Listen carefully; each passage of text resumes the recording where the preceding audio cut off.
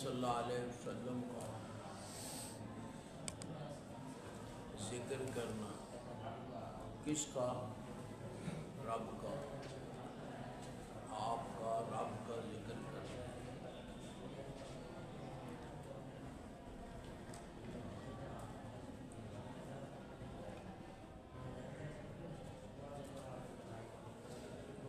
اور روایت کرنا اپنے رب سے، نبی صلی اللہ علیہ وسلم کا ذکر کرنا اور روایت کرنا اپنے رب سے، یہ ان رب ہی کا تعلق دونوں کے ساتھ ہے، ذکر نبی روایت ہی دونوں کے ساتھ، کہ نبی صلی اللہ علیہ وسلم نے اپنے رب سے کچھ باتیں ذکر کی اور بیان کی ہیں۔ یہ عام طور پر یہاں صرف قدسی روایات ہیں، وہی آپ نے رب سے بیان کی ہے۔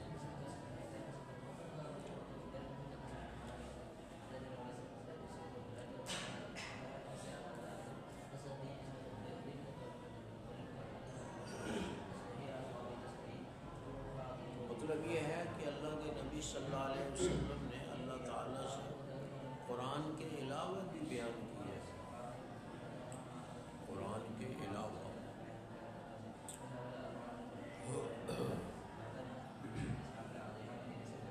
اصل مقصد تو وہی ہے، نبی صلی اللہ علیہ وسلم کا اپنے رب سے باتیں ذکر کرنا، بیان کرنا، یہ آپ کا فعل ہے اور آپ کا فعل مخلوق ہے، کیونکہ آپ مخلوق ہیں۔ تو اللہ کی کلام اگر کوئی نقل کرے تو اس کا نقل کرنا مخلوق ہوگا۔ ان کو کسی نے بھی نہیں کہا کہ یہ غیر مخلوق ہے۔ قال حدثنا محمد بن عبد الرحيم قال حدثنا زيد سعيد بن عبيد الحراني قال حدثنا شعبة قال عن النبي صلى الله عليه وسلم يقول قال إذا تقرب العبد إليه شبرا تقربت إليه ذراعا وإذا تقرب إليه ذراعا تقربت منه باعا وإذا ركع مشيا أتيت هرولا۔ یہ پیچھے بھی روایت گزری ہے، جب میرا بندہ قرب حاصل کرے، یعنی قریب ہو بندہ میرے، ایک بالشت میں بھی قریب ہوتا ہوں، میں قریب ہوتا ہوں اس کے ایک ذراع، یہ 2 شبر کو ذراع کہتے، شبر گیٹھنو کہتے ہیں، یہ ذراع ایس انگل کے کنارے تو لے کے کونی تک یہ ذراع ہے، یہ عام 2 گیٹھ ہوتا ہے۔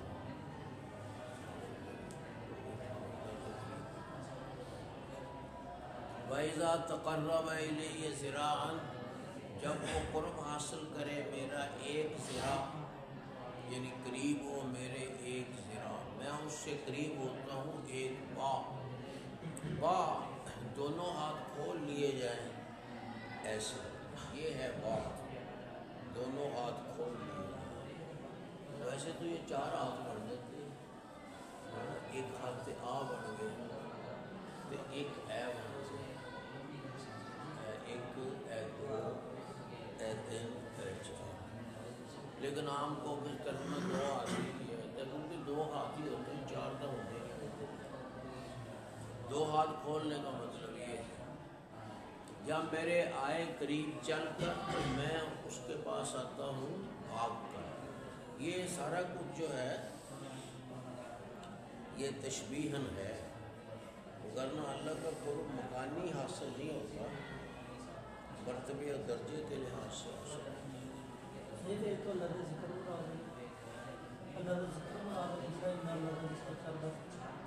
مطلب صرف یہ ہے سمجھانے کو کہ جو میرا قرب حاصل کرنا چاہتا ہے میں اس کو قرب عطا کرتا ہوں، اس کے طلب سے زیادہ عطا کرتا ہوں۔ چلیے قال حدثنا مسدد بن يحيى عن الرجالي بن مالك بن النبي صلى الله عليه وسلم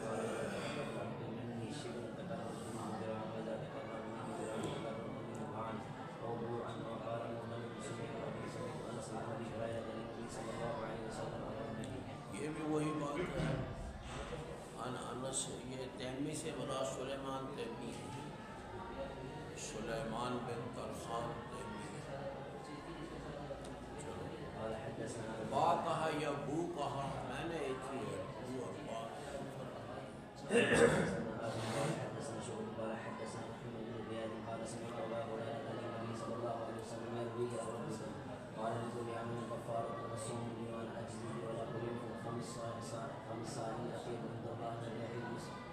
یہ بھی لکل عمل کفارۃ، ہر عمل کا کفارہ ہے. کیا مطلب کہ ہر عمل کفارہ ہے، نیکی کے کام گناہ معاف کرتے ہیں، اس سے گناہ معاف ہوتا ہے. لیکن روزہ یہ خصوصی فضیلت ہے. الصوم لی، روزہ میرے لیے ہے.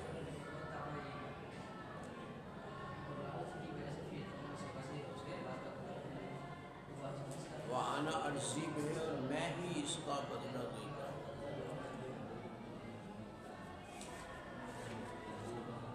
یہ جو اوپر دوسری روایت ہے نا نبی انس والی، انس بیان کرتے ہیں ابو ہریرہ سے.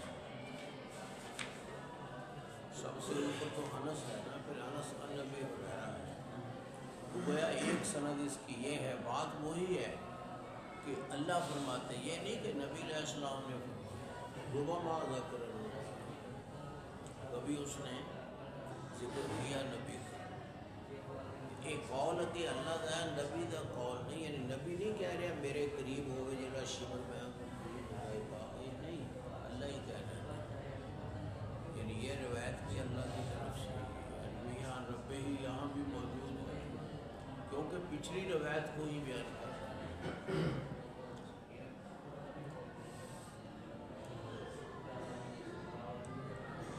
صرف یہ بیان کرنے کے لیے کہ انس نے یہ روایت ابو ہریرہ سے سنی. قال حدثنا سفيان قال حدثنا شعبة عن قتادة وقال لي خليفة حدثني يزيد بن زريع عن سعيد بن قتادة عن ابي العالية عن ابن عباس عن النبي صلى الله عليه وسلم. روزہ میرے لیے ہے. ویسے تو تمام عبادات اللہ کے لیے ہے، لیکن روزہ میرے لیے خاص کیسے ہے کہ اس میں ریاکاری نہیں ہو سکتی. روزہ باقی کاموں میں ریاکاری ہو سکتی کیونکہ وہ کام نظر آتے ہیں، روزہ نظر نہیں آتا ہے، اس لیے اس میں ریاکاری نہیں ہے. لہذا یہ جو رکھے گا میرے لیے ہی رکھے گا، کسی کو تو نظر ہی نہیں آتا. مجھے پتہ ہے وَأَنَا، میں ہی، یہ انا مقدم لا کر تخصیص پیدا کی گئی. انا اجزی بہ، میں ہی اس کا بدلہ دوں گا. مطلب باقیوں کو پتہ ہی نہیں چلتا روزے کا، انہوں نے کی بدلہ دینا، ان کی تعریف کرنی، میں ہوتا ہوں. وَلَخُلُوفُ فَمِ الصَّائِمِ، اور روزے دار کی خوشبو اللہ کے ہاں زیادہ پاکیزہ ہے کستوری کی خوشبو سے. چلیے. حدثنا سفيان قال حدثنا شعبة عن قتادة وقال لي خليفة حدثني يزيد بن زريع عن سعيد بن قتادة عن ابي العالية عن ابن عباس عن النبي صلى الله عليه وسلم فيما يروي عن ربه قال لا ينبغي لعبد ان يقول انه خير من يونس بن متى. یہ ہو ضمیر جاتی یا تو اس بندے کی طرف، نہیں لائے کسی بندے کو کہ کہے وہ بہتر ہے، یعنی میں بہتر ہوں، اپنے آپ کو بہتر کہے یونس سے، یہ کسی کو لائق نہیں. یا پھر ہو سے مراد اللہ کے رسول، تو کہے کہ اللہ کے رسول یونس بن متی تو بہتر ہے، یہ نہیں چاہیے. اس واسطے کسی کا نام لے کے وہ نام فضیلت بیان کرنا، یہ اس دوسرے کی تنقید پیدا ہوتی ہے، یہ نہیں چاہیے. ہاں واضح جو اگر بیان کرے کہ آپ سید المرسلین ہیں، سب سے افضل ہیں، یہ کہہ سکتے ہیں، خیر خلق ہی کہہ سکتے ہیں، لیکن کسی کا نام لے کر نہیں کہہ سکتے. وَنَسَبَهُ إِلَىٰ أَبِيهِ، اس کو منسوب کیا نبی صلی اللہ علیہ وسلم نے اس کے باپ کی طرف. کیا مطلب کہ یونس بن متی، یہ متی ان کا باپ ہے، ماں نہیں. یہ اس لیے کہا کہ بعض کتابوں میں، یہ جو اسرائیلی کتابوں میں آتا ہے کہ متہ ان کی ماں کا نام ہے، یونس بن متہ، تو بتایا کہ یہ باپ ہے، ماں نہیں ہے، نسب و ابی ہے۔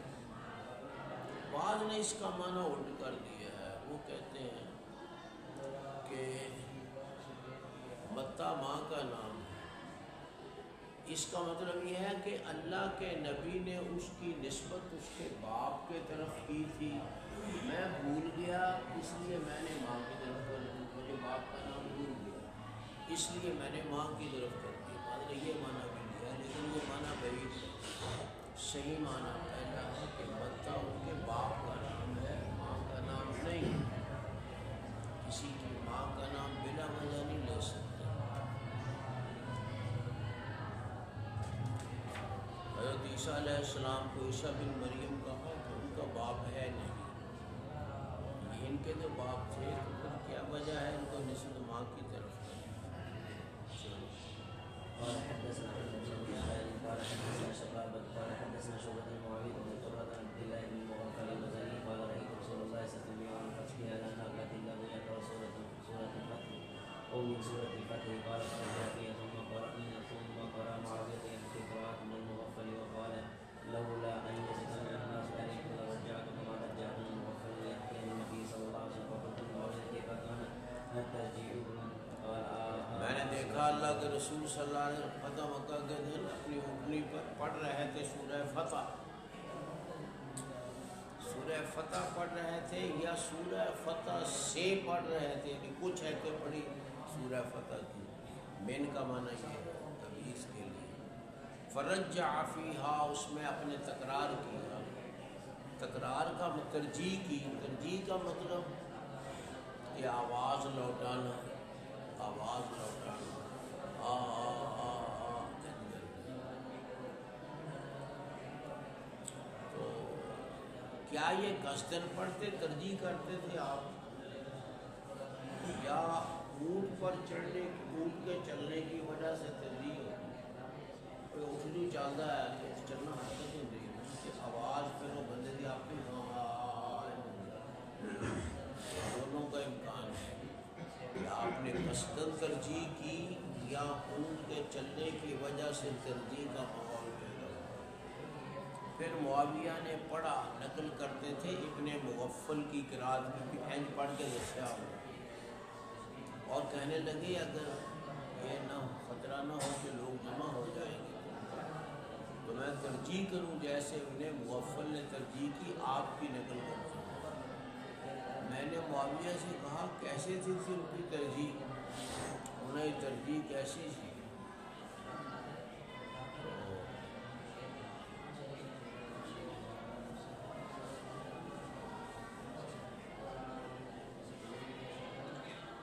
انہوں نے کہا تین دفعہ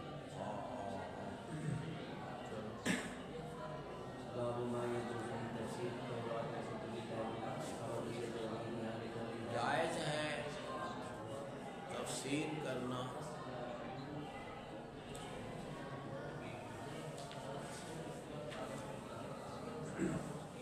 تورات کی اور دوسری کتابوں کی، جو اللہ کی کتابیں دوسری ہیں عربی میں یا کسی اور زبان میں، کیونکہ اللہ نے فرمایا قل فاتوا بالتوراۃ فاتلوہا، تورات لاؤ اور اس کو پڑھو، تو ظاہر ہے انہوں نے عربی میں ہی پڑھی، کیونکہ آپ کو عبرانی تو نہیں آتی، عربی میں پڑھی تو ترجمہ ہی کیا اس کا، اتنا جائز ہے۔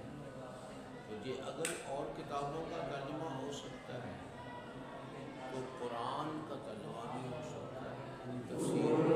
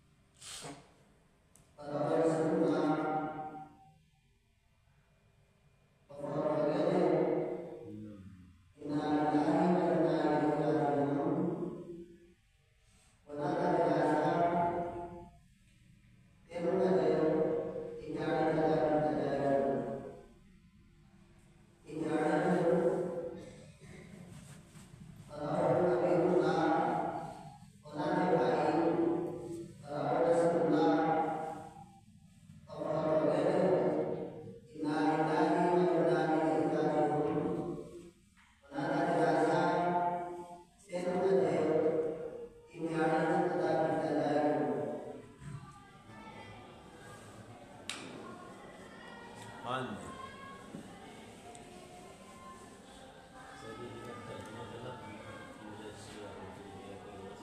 اس کا وہ ثواب نہیں ہے کیونکہ وہ قرآن نہیں ہے، قرآن عربی ہے، قرآن عربی، قرآن عربی ہے، کوئی اور زبان میں ترجمہ پڑھے تو اس کا وہ ثواب نہیں ہے جو قرآن عربی پڑھنے کا، کیونکہ وہ اللہ کا کلام نہیں، وہ ہمارا کلام ہے جو ہم ترجمہ کرتے ہیں۔ تو تفسیر کرنی تو جائز ہے، ترجمہ بھی تفسیر ایک ہی چیز ہے۔ بعض کہتے ہیں نہیں، ترجمہ جو ہے نا یہ تفسیر تو ہے، مفہوم بیان کرتے ہیں، یہ تو ٹھیک ہے مفہوم بیان کریں گے، اس کے بغیر تو دین نہیں بیان کرتے۔ ترجمے کا مطلب یہ لیتے ہیں کہ لفظوں کا ترجمہ کیا جائے، وہ کہتے ہیں اللہ کا کلام ہے تو اللہ کی کلام کی بلاغت کو ترجمے میں تو منتقل نہیں ہوگی، لہذا بعض کہتے تھے ترجمہ نہیں کرنا چاہیے۔ پہلے یہ بات زیادہ مشہور تھی، فقہا کہتے تھے ترجمہ نہیں کرنا چاہیے، کیونکہ قرآن کے لوگ اس کو قرآن سمجھیں گے، اس میں وہ فصاحت و بلاغت نہیں ہے، لیکن یہ بات غلط ہے، ترجمہ کرنا چاہیے۔ کوئی بھی نہیں سمجھتا کہ ترجمہ قرآن ہے، ترجمہ کو کوئی قرآن نہیں سمجھتا۔ ترجمہ کسی بھی زبان میں کیا ہو سکتا ہے؟ ہاں جی، قرآن مجید کا ترجمہ ہر زبان میں ہوتا ہے۔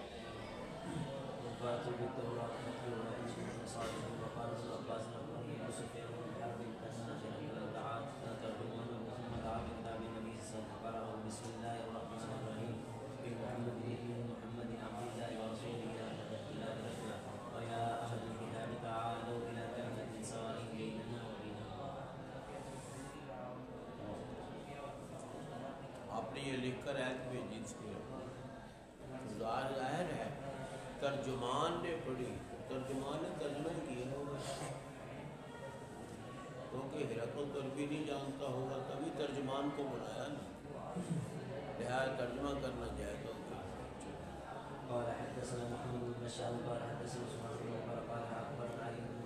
اور وہ قرآن نہیں ہے، قرآن کا ترجمہ قرآن نہیں ہے۔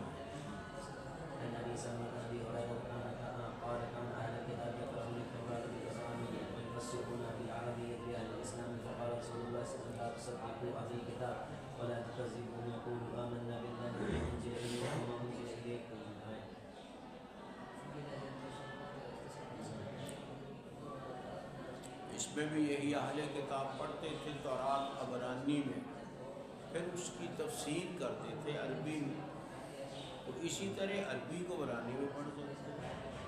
مسلمانوں کے لیے آپ نے فرمایا ان کی نہ تصدیق کرو نہ تکذیب کرو، کیونکہ ان کے جو پڑھتے ہیں اس میں دونوں امکان ہیں کہ وہ صحیح تورات ہو، یا یہ بھی ہے کہ اس میں ان کی جو ملاوٹ شدہ ہے وہ حصہ ہے، لہذا تصدیق بھی نہ کرو تکذیب بھی نہ کرو، جو قرآن کے جس کی قرآن تصدیق کر دے اس کی تصدیق کرو، جس کی قرآن تکذیب کر دے اس کی تکذیب کرو۔ باقی جو ہیں جن کا قرآن نے ذکر نہیں کیا، نہ تصدیق نہ تردید، ان میں یہ ہے کہ نہ تصدیق کرو نہ تردید کرو، بیان کر سکتے ہیں۔ قال حدثنا مسدد قال حدثنا اسماعيل بن ايوب عن ابن عمر قال اتي النبي صلى الله عليه وسلم برجل وامراه من اليهود فزانيا قال لليهود ما تسمعون بهما قال نسخهما وعون بهما قال قل فاتوا بالتوراه فاتلوها ان كنتم صادقين فجاءوا فقال برجل مني يردون يا اعظم الكتاب فقرا حتى انتهى الى موضع منها فوضع يده عليه قال ارفع يدك فرفع فاذا ايه الرجل تلوح فقال يا محمد ان بينهما رجلا ولكن نقاتله بيننا فامر بهما فرجع فرايته يجاني عليها الحجاب۔ ایک آدمی عورت لائے گئے یہود، انہوں نے زنا کیا تھا، یہودیوں نے کہا، آپ نے یہودیوں سے کہا تم کیا کرتے ہو ان کے ساتھ، زانیوں کے ساتھ؟ انہوں نے کہا ہم تو ان کے چہرے نسخم وجوہہما، ہم ان کے چہرے کاڑے کرتے ہیں اور ان کو رسوا کرتے ہیں، یعنی انہوں نے کھوتے پہ بٹھا کے پچھلے پاسے منہ کر کے انہوں نے رسوا کر دیا، قانون اعلان کر دیا۔ فرمایا لاؤ تورات پڑھو، سچوں کہ تورات بھی یہی کہتی ہے۔ وہ لے آ گئے، انہوں نے ایک یہودی سے کہا جس کو پسند کرتے تھے، یا آور اے آور پڑھ۔ وہ پڑھنے لگا، حتیٰ کہ جب وہ اس جگہ پہنچا نا جتھے وہ حکم سی تو وہ فوضع یدہ، اس نے اپنا ہاتھ رکھ لیے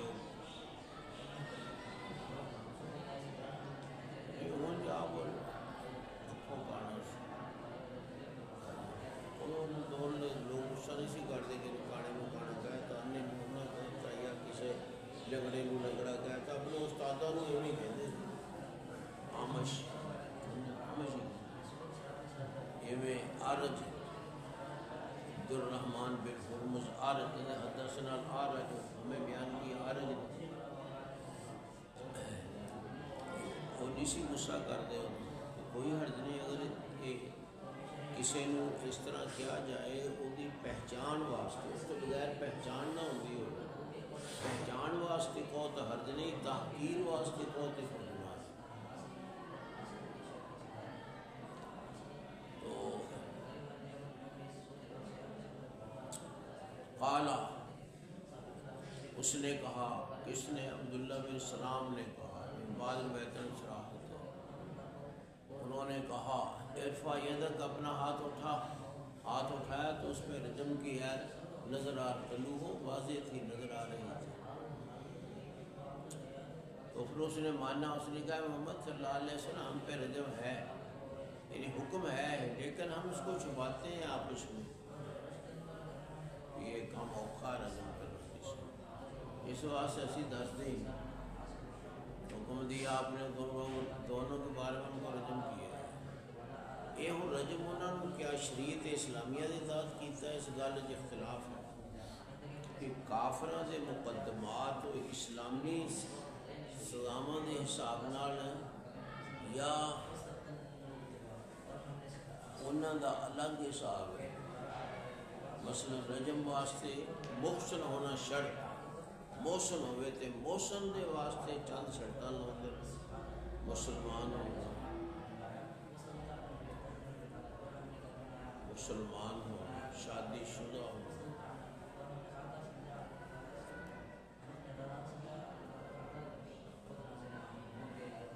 تو ہن اگر مسلمان ہونا شرط ہے تو پھر کافر تو نہیں نہ رجم کریں گے، یہ یہودی کہتے نہیں رجم کریں گے اسی انہوں نے، اس اسلامی جڑی ہے نا سزا یہ محسن واسطے، کافر محسن نہیں ہوتا۔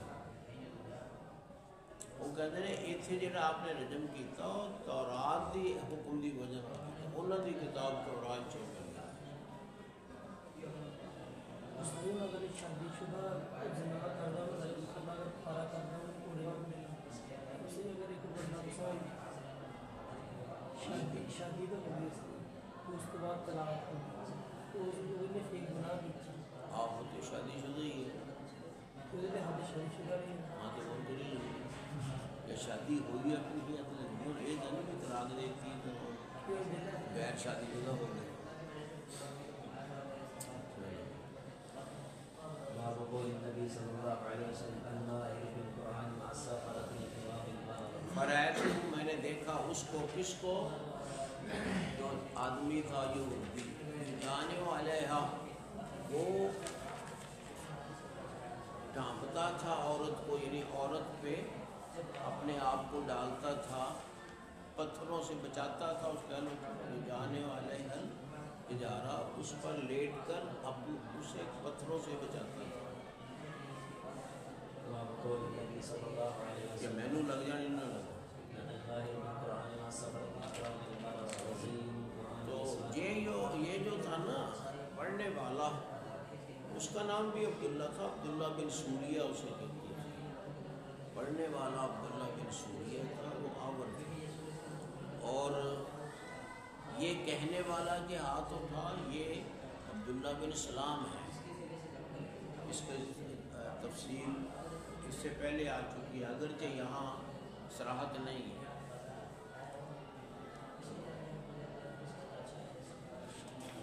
ورنہ یہاں تو کسی کا نام نہیں ہے نا، ہاتھ اٹھانے کا انہوں نے کہا عبداللہ بن سلام تھا۔ الماہر بالقرآن، قرآن پڑھنے میں ماہر شخص، مع سفرۃ الکرام البررہ، وہ فرشتوں کے معزز اور نیک فرشتوں کے ساتھ ہوگا۔ سفرہ یہ سفیر کی جمع ہے، تو سفیر فرشتوں کو سفیر کہتے ہیں پیغام پہنچانے والے کو، تو ظاہر ہے فرشتے اللہ کا پیغام ہم تک پہنچاتے ہیں، اس لیے ان کو سفیر کہتے ہیں۔ سفرۃ الکرام البررہ، سفیروں یعنی فرشتوں کے ساتھ جو کہ معزز اور نیک ہیں۔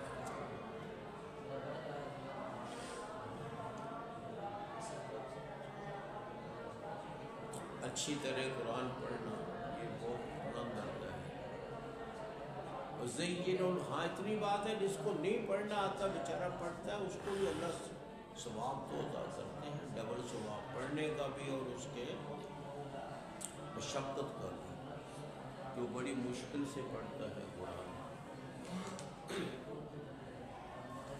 یہ صراحت ہے۔ قال حدثنا ابراهيم بن حمزه قال حدثنا ابن ابي حازم عن يزيد عن محمد بن ابراهيم عن ابي سلمة بن عبد الرحمن عن ابي هريره انه سمع النبي صلى الله عليه وسلم يقول ما اذن الله لشيء ما اذن النبي حسن الصوت بالقران يجهر به.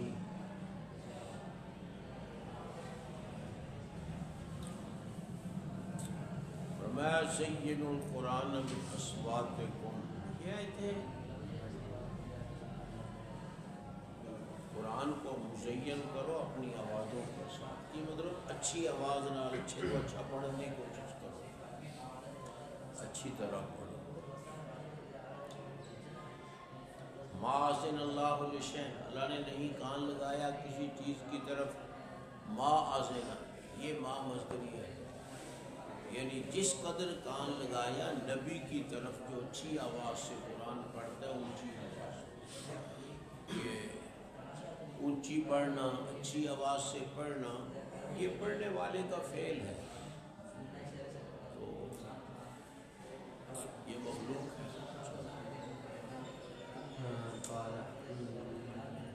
اگلی بھی پڑھی ہے۔ قال حدثني ابي بن بكر قال حدثني ليس بن يوسف بن شهاب قال اخبرني عروة بن الزبير وسعيد بن مسيب والقاسم وقاسم وعبيد الله بن عبد الله بن عائشة عن حديث عائشة حين قال لها اهل الرفق كما قالوا وكل حدثني طائفة من الحديث قال استجاب على فراشي وانا حينئذ اعلم اني برية وان الله يبرئني ولكني والله ما كنت اظن ان الله يجز في شان وحده مثل ولشان في نفسي كان احكم من ان يتكلم الله في جميع. میری شان میرے دل میں زیادہ حقیق تھی اس سے کہ اللہ میرے بارے میں کلام کرے، ایسی جو پڑھی جائے، پڑھنا تو پڑھ لو، اللہ نے پھر آیت اتاری، 10 آیتیں اتاری، یتلا پڑھی جائے گی، ہے تو استدلال ہے کہ پڑھنا لوکاں نے ہے، وہ مخلوق ہے، لوکاں کا پڑھنا مخلوق ہے۔ چلیے قال حدثنا مسعر بن عدي بن ثابت قال سمعت البراء يقول سمعت النبي صلى الله عليه وسلم يقرأ في العشاء والتين والزيتون وما سمعت احد احسن من صوتا او قراءة منه.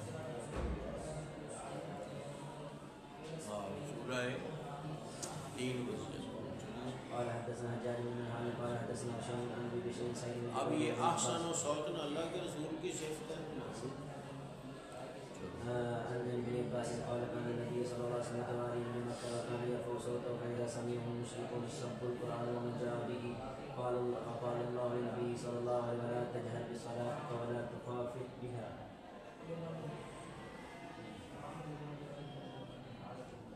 چلو کچھ بات گزری ہے، یہ آپ کا اونچی پڑھنا، ایسا پڑھنا، یہ آپ کا فعل ہے۔ حدثني مالك بن عبد الرحمن بن عبد الله بن عبد الرحمن بن سعد انه اخبره ان ابا سعيد الخدري قال له اني اراك تحب الغنم والباديه فاذا كنت في غنمك وباديتك فاذنت بالصلاه فارفع صوتك بالنداء فانه لا يسمع مدى صوت مؤذن جن ولا انس ولا شيء الا شهده يوم القيامه. قال ابو سعيد سمعت من رسول الله صلى الله عليه وسلم.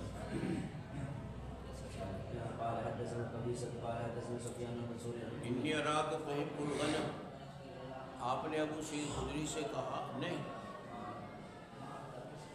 ابو سعید خدری نے کہا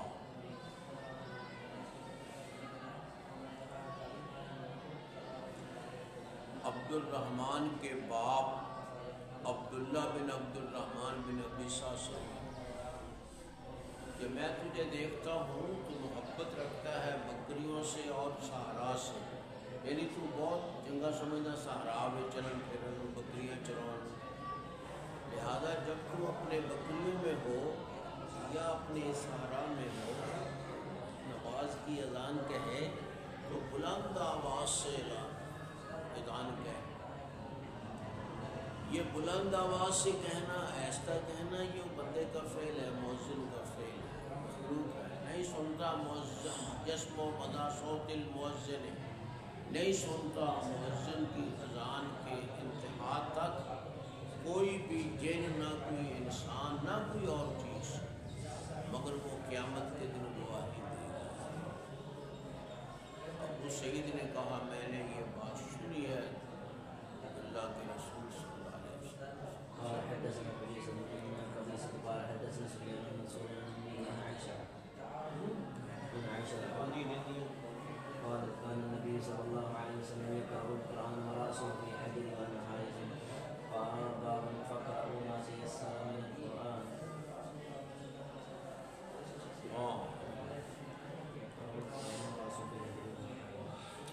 نبی علیہ السلام قرآن پڑھتے تھے، آپ کا سر میری گود میں ہوتا تھا، میں حائض ہوتی تھی، حیض کی حالت میں ہوتی تھی، تو کوئی حرج نہیں،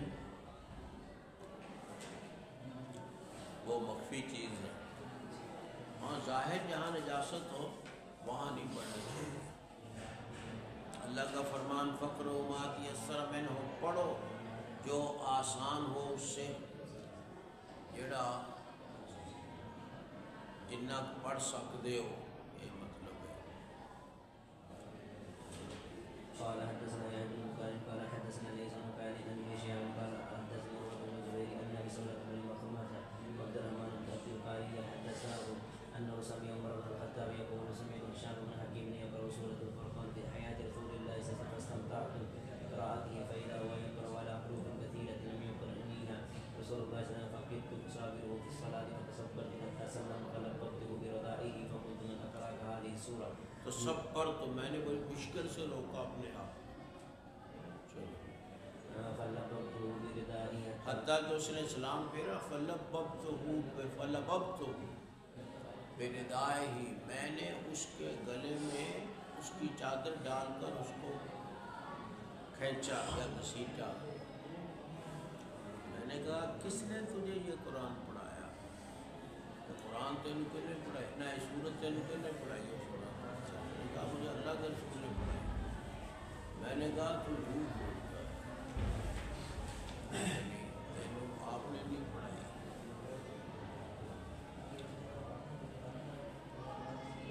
یہ اپنے ذہن کے مطابق، اگر نہ پڑھائی تو اللہ کے رسول نے کی تھی۔ اقرانیہا، مجھے پڑھائی ہے علاوہ اس کے جو تجھے پڑھائی ہے، یعنی تجھا جو تو پڑھتا ہے، تیرے پڑھن تو جڑا تو پڑھنا ہے یہ تو نہیں پڑھائی آپ نے، میں نے بہت طرح پڑھائی ہے، لہٰذا تو غلط کہنا ہے۔ میں اس کو لے کر گھسیٹتا ہوا اللہ کے رسول کے پاس گیا، کھینچتا ہوں۔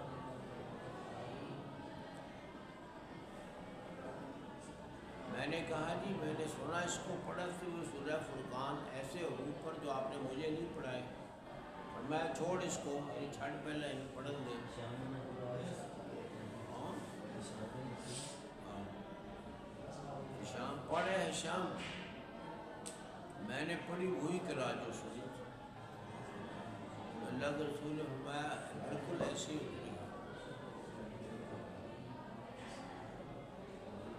قرآن اترا ہے 7، ہاں پھر مجھے کہا تو پڑھ، میں نے پڑھی، پھر بھی کہا یہ ایسی اتری ہے، اور میں قرآن اترا ہے 7 لہجوں کے اوپر، جو آسان ہو، جو ممکن ہو پڑھ، جو پڑھا جا سکتا ہے پڑھ۔ باب قول الله تعالى ولقد يسرنا القرآن للذكر فهل من مدكر؟ وقال النبي صلى الله عليه وسلم كل ميسر لما خلق له ميسر. ہاں اللہ کا فرمان ہم نے آسان کر دیا قرآن کو پڑھنے کے لیے یا یاد کرنے کے لیے یا نصیحت حاصل کرنے کے لیے. کئی معنی ہو سکتے ہیں. کیا ہے کوئی نصیحت حاصل کرنے والا، ہے کوئی پڑھنے والا؟ جنہیں معنی ہوتے کرو گے ذکر دے انہیں اتنے کر. آپ نے فرمایا ہر ایک کو توفیق دی جائے گی اس کام کی جس کے لیے اسے پیدا کیا گیا. میسر ان کا معنی مہیا ہو، آسان، ممکن، مہیا ہو. وقال مجاهد يسر القرآن لسانك حبا قراءته عليك.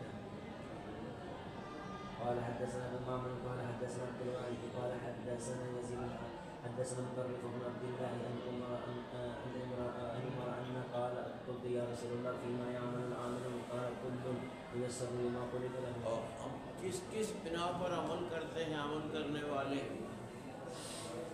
یہ سب کچھ لکھے ہے. ہر ایک کو توفیق دی جاتی ہے ان کاموں کی. قال حدثنا محمد بن بشار قال حدثنا غندر قال حدثنا شعبة عن منصور والأعمش سمع سعد بن عبيدة عن أبي عبد الرحمن علي عن النبي صلى الله عليه وسلم أنه كان في جنازة فأخذ هدى فجعل ينقط في الأرض فقال ما منكم من أحد إلا كتب مقعده من النار ومن الجنة. قال ألا نتاكلون؟ قال اعملوا فكل يسر فأما من آتى واتقى. الآية. وہی روایت پیچھے ہے. باب قول الله تعالى بل هو قرآن مجيد بل هو قرآن مجید فی لوح محفوظ. یہ قرآن مجید ہے لوح محفوظ میں. السلام علیکم.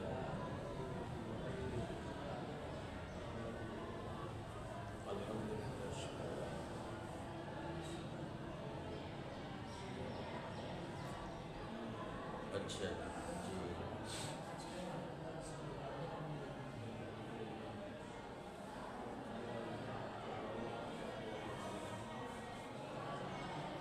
ہاں جی.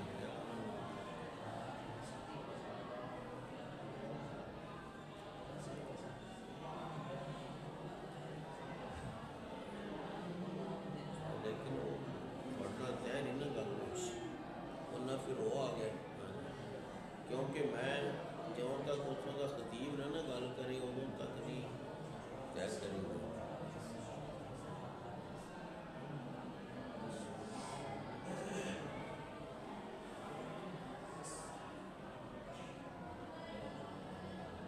نہیں ابھی نہ کرو پکا.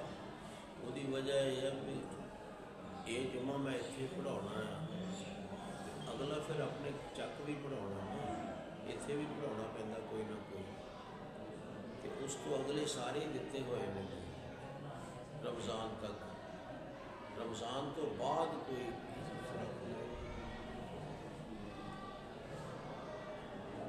گل نہیں لمبا کھادا ہو جانا. رمضان تو بعد، کیونکہ رمضان میں جانا نہیں کتنے. انشاءاللہ رمضان تو بعد کوئی رکھ لو.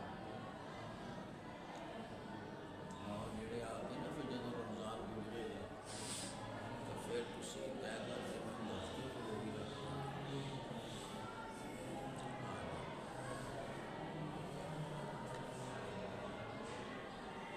ہاں لیکن پھر کسی کا طے نہیں سی ہوئی تو پھر وہ ادھر وہ آ گئے طے کرنے. پھر کچھ صورتحال ایسی بن گئی کہ اگلے جب کٹھے ہی دیتے ہوئے. اللہ خیریت رکھے انشاءاللہ. الحمدللہ. اچھا چلو ٹھیک. اللہ خیریت. السلام علیکم.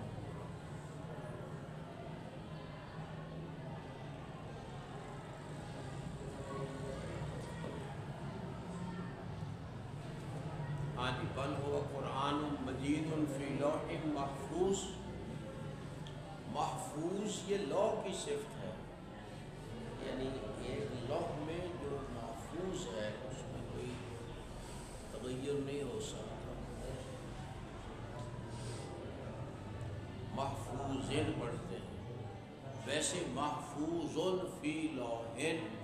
اگر ایسے ہوتا تو پھر بھی کلام صحیح تھا، صرف بن جاتی قرآن کی۔ والطور و کتاب مستور، کتاب ہے لکھی ہوئی۔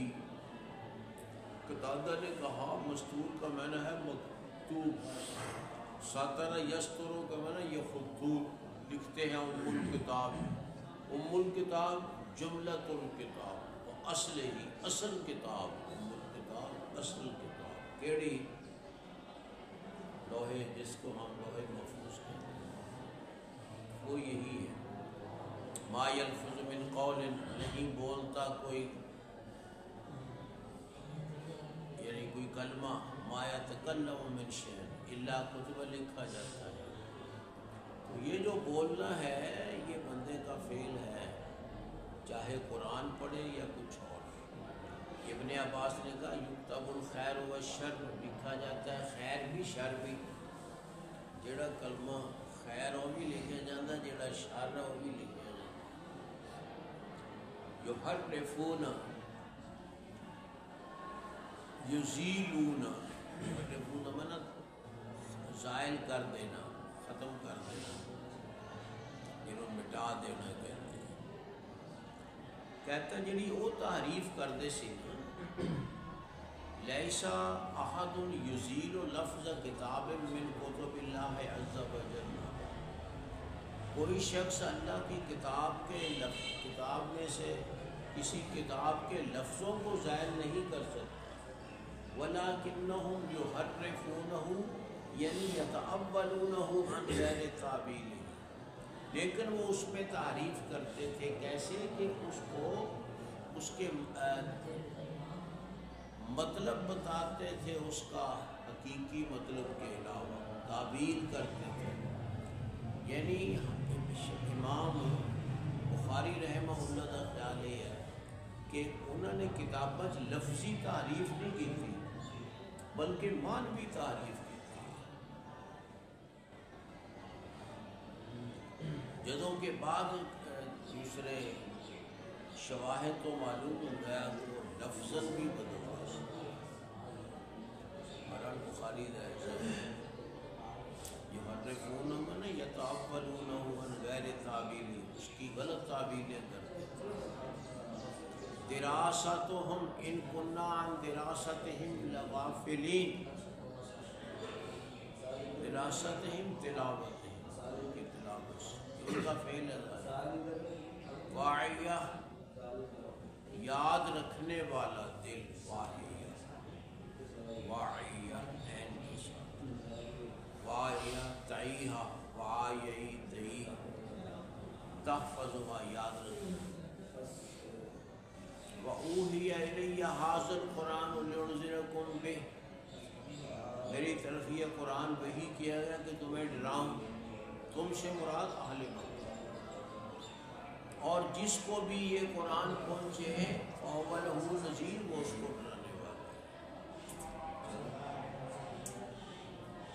وقال عليه خليفة حدثنا معتمد قال سمعت أبي القلادة عن رافع عن أبي هريرة عن النبي صلى الله عليه وسلم قال الله خلق كتب كتابا ما كتب كتابا عنده غلبت قال سبقت رحمتي غضبي وهو عنده فوق العرش قال حدثني محمود بن أبي غالب قال حدثنا محمد بن إسماعيل قال حدثنا محمد قال سمعت أبي يقول قال حدثنا كتاب أن أبا رافع حدثنا أن سمع أبا هريرة يقول سمعت رسول الله صلى الله عليه وسلم يقول إن الله كتب كتابا قبل أن يخلق الخلق إن رحمتي سبقت غضبي وهو مكتوب عنده فوق العرش۔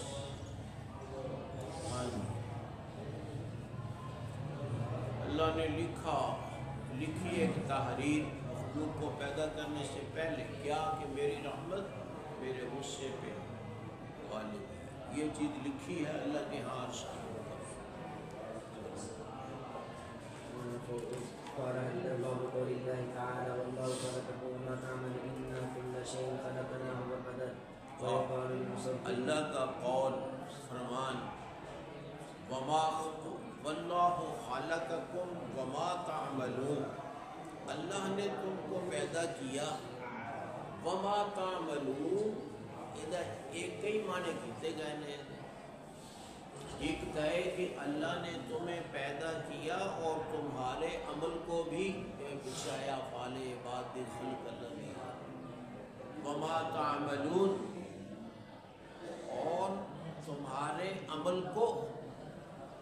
مصدری معنی یا موصولہ کر لیں، اور جو تم کام کرتے ہو. بعد نے کہا ہے ما تعملون من، جو تم تیار کرتے ہو. آپ بت بنا یہ ابھی اللہ نے پیدا کیا. ما تعملون جو تم بناتے ہو، تعملون کے معنی فرق کیتا ہوگا. بعض نے نافیہ بنایا، اللہ نے تمہیں پیدا کیا، تم کچھ نہیں بناتے، تم کچھ. یا ما استفہامیہ کر لو، اللہ نے تمہیں پیدا کیا، تم کیا بناتے ہو. ما تعملون، تم کیا بناتے ہو. گویا یہ ما استفہامیہ بھی ہو سکتا ہے، تے ما نافیہ بھی ہو سکتا ہے، موصولہ بھی، مصدریہ بھی. اِنَّا كُلَّ شَيْءٍ خَلَقْنَاهُ بِقَدْرٍ، ہم نے ہر چیز کو پیدا کیا ہے بے قدر، حساب کے ساتھ. جنی کی لوڑ ہے انی. ويقال للمصبرين أحلوا ما خلقتكم إن ربكم الله الذي خلق السماوات والأرض في 6 أيام ثم استوى على العرش يغشي الليل النهار يطلبه حثيثا والشمس والقمر والنجوم مسخرات بأمره ألا له الخلق والأمر تبارك الله رب العالمين. قال ابن عيينة يبين الله الخلق من الأمر قوله تعالى ألا له الخلق والأمر. وسمى النبي صلى الله عليه وسلم الإيمان عملا. قال أبو ذر وأبو هريرة سئل النبي صلى الله عليه وسلم أي الأعمال أفضل؟ قال إيمان بالله وجهاد في سبيل الله وجزاء بما كانوا يعملون. وقال مصبرین سے کہا جائے گا احیوا ما خلقتم، زندہ کرو اس کو جسے تم نے پیدا کیا. یعنی جے کوئی پیدا کیتا تو زندہ کرو، پیدا کیتا ہی کوئی نہیں زندہ کرنا. لہذا خالق صرف اللہ ہے اور خالق کوئی نہیں. عمل دا ساڑھے عملہ دا خالق بھی اللہ. ہاں جڑے کام کرتے ہیں یہ بھی اللہ پیدا کرتا ہے نا، کیونکہ جنہ آزان کرتے ہیں وہ آزان اللہ نے پیدا کرتا ہے. ہاں گناہ دے کام ہم کرتے اسی، اللہ تو پیدا کرتا ہے. پیدا کرنے والا نہیں کوئی اعتراض، کرنے والے تے جڑا کام کرتا کسب کرتا ہے. اللہ نے کسب دا حساب لینا ہے، عمل دا حساب، خلق دا نہیں. خلق اللہ دی وہی حساب و کتاب جڑا اللہ دا حساب حساب. ثم استوى على العرش، اللہ نے تمہارا رب نے پیدا کیا آسمانوں زمینوں کو 6 دن میں، پھر عرش پہ مستوی ہوا. یغشی اللیل النہار، وہ ڈھانپتا ہے رات کو دن کے ساتھ، دن کو رات کے ساتھ. یطلبہ حثیثا، طلب کرتا ہے ان میں سے ہر ایک دوسرے کو تیز تیز، یعنی ایک دوسرے کے اگے پیچھے جا رہا ہے، کراس نہیں کر سکتا کہ انہوں ٹپ کے نہ جائے. اور پیدا کیا اللہ نے سورج اور چاند اور ستارے جو مسخر ہیں اللہ کے حکم سے. مسخر تو میں نے تھوڑا کام کرتے ہیں تو فائدہ دے رہے ہیں، مسخر دے.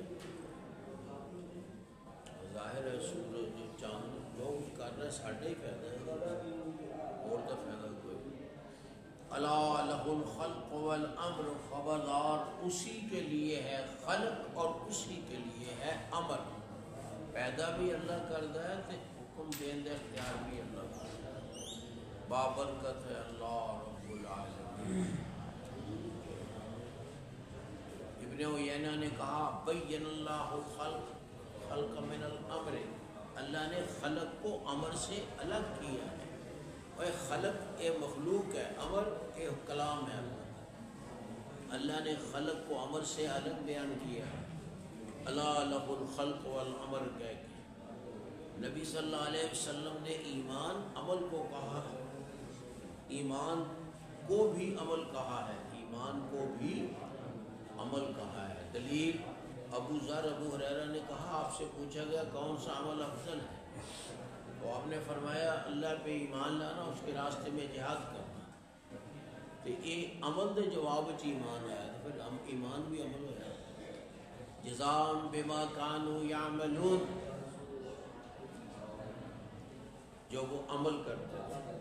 عبد القیس کے وفد نے کہا تھا مرنا بجمل من الامر، ہمیں حکم دے چند چیزوں کا، اگر ان پہ عمل کرے جنت میں داخل ہوں، تو آپ نے ان کو حکم دیا ایمان لانے کا اور شہادت کا، پھر عمل ہو گئے، کہ عمل ہے، کہ عمل اللہ دے مخلوق ہے، کیونکہ خالق اللہ، بندہ خالق نہیں، بندہ کوئی چیز پیدا نہیں کر سکتا، نہ کوئی چیز پیدا کر سکے نہ اپنا عمل پیدا کر سکے، البتہ کسب ہے انسان میں، یہ حساب لینا تھا۔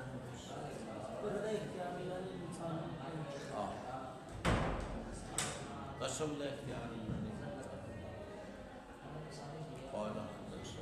قال حدثنا عبد الله بن عبد الوهاب قال حدثنا عبد الوهاب قال حدثنا ايوب بن ابي داود والقاسم التميمي الزاهدي قال كان بين هذا الحي من جرم وبين الاشعريين رب اخاهم فكنا عند ابي موسى الاشعري فقرب اليه طعام فيه لحم دجاج وعنده رجل من بني تميم كانه من الموالي فدعاه اليه فقال اني رايت ياكل شيء فكذبته فحلفت لا اكله وقال هلم لأحدثك عن ذلك إني أتيت النبي صلى الله عليه وسلم في نفر من الأشياء يستحمل وقال والله لا أحملكم وما عندي ما أحملكم فأتي النبي صلى الله عليه وسلم بنهر إبل فسأل عنه قال أين النفر الأشعريون فأمرهم بخمس زود غر الزراع، ثم انطلقنا ہمیں حکم دیا ہمارے لیے 5 اونٹ دینے کا، چمکتی کوہانوں والے، غر الزراع، غر اغر کی جمع ہے، زرا ذروہ کی جمع ہے،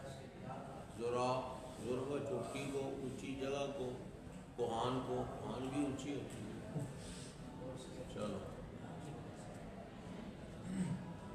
پھر ہم چل پڑے، ہم نے کہا کیا کیا ہم نے، انہیں چنگا نہیں کیتا اسی، اللہ دے نبی نے قسم کھا دی سی، اسی آپ دی قسم تو آپ نہیں کر سکتا۔ تغفلنا رسول اللہ یمین، ہم نے غافل کر دیا اللہ کے اس قسم سے، ہم دسنا چاہیے سی بھی تھی قسم کھا دی ہے نہ دین دی، اس بات سے نہ دیو، اسی لے لے کہ گویا آپ کی قسم کی توڑا دیتی ہے۔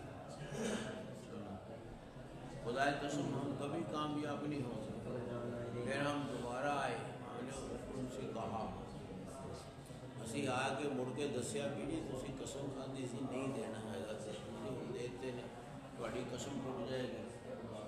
آپ نے فرمایا لست انا حاملکم، میں نہیں تمہیں سوار کر رہا، اللہ نے تمہیں سواری دی، اور میرے کول تو ہے ہی نہیں سی جدوں میں گیا سی، یہ اللہ نے بھیجے تھوڑے واسطے۔ خدا کی قسم میں نہیں قسم اٹھاتا کسی چیز پر یعنی کسی کام پر کہ اس کے غیر کو بہتر دیکھوں، مگر کرتا ہوں وہ کام جو بہتر ہوتا ہے، اللہ تو قسم کا کفارہ دے۔ قال حدثنا عمرو بن علي قال حدثنا ابو عاصم قال حدثنا قرة بن قال حدثنا ابو جمرة الزرعي قال قلت لابن عباس قلت كلمة عبد القيس على رسول الله ان بيننا وبينك المشركين من نزل اچھا بینہ کا ان نار، ہمارے اور آپ کے درمیان مشرک ہیں مضر قبیلے کا، وإنا لا نصل إليك إلا في أشهر فمرنا بالجمل من الأمر إن عملنا به دخلنا الجنة وندعو إليه من وراءنا قال آمركم بأربع من ورائنا نہیں ندعو إليها من وراءنا من نفل من وراءنا قال آمركم بأربع وأنهاكم عن أربع آمركم بالإيمان بالله وهل تدرون ما الإيمان بالله شهادة أن لا إله إلا الله وإقام الصلاة وإيتاء الزكاة وتؤتوا من المغنم خمسا وأنهاكم عن أربع لا تشربوا في الدباء والنقير والثروف المزفة والحنطة قال حدثنا قتيبة بن سعيد یہ الگ تفسیر کی ہے یہ حنطمان قال حدثنا قتيبة بن سعيد قال حدثنا ليس النافع عن القاسم بن محمد بن عائشة أن رسول الله إن أصحاب هذه السور يعذبون ان صورتوں والوں کو عذاب ہوگا قیامت کے دن، انہیں کہا جائے گا احیوا ما خلقتم، زندہ کرو جو تم نے پیدا کیا، پیدا انہوں نے کیتا نہیں پھر زندہ بھی نہیں کر سکتا۔ تو انہوں نے عذاب دیتا جائے گا. کیا جائے گا؟ کرو زندہ، کرو زندہ. زندہ کدو کرن سے پیدا ہی نہیں کیتا. لیکن انہوں نے کام ہو جو کیتا پیدا بن گیا. قال حدثنا محمد بن علاء قال حدثنا ابن فضيل بن عمارة عن ابي زرعة سمع ابا هريرة قال سمعت النبي صلى الله عليه وسلم يقول قال الله من اظلم ممن ذهب يخلق كخلقي. کون بڑا ظالم ہے اس سے جو لگے پیدا کرنے میرے پیدا کرنے کی طرح نقل کرے ہو. ان کو چاہیے فَلْيَخْلُقُوا ذَرَّةً پیدا کرے کوئی ذرہ. ذرہ پیدا کرنا یعنی مٹی دا ذرہ. مٹی بنا کے دکھاؤ. اسی سمجھے معمولی چیز ہے مٹی دا ایک ذرہ بناؤ جہدے وچ یہ صلاحیت ہوئے جڑی مٹی ہے چیزاں اگاؤن دی ہر چیز چوکتی ہو. یا پھر دانا بنا لیں. دانا بناؤ بغیر اگایا زمین چ دانا بنا کے دکھاؤ جہدے وچ وہی بہت صلاحیتاں جہڑیاں کہ دانے یا سیٹا. انسان کیونکہ پیدا کر ہی نہیں سکتا لہذا انہوں کوئی بھی انہیں تو کام نہیں ہوئی. اس واسطے تصویریں بھی نہیں مانگنی چاہیے. ہاں جی.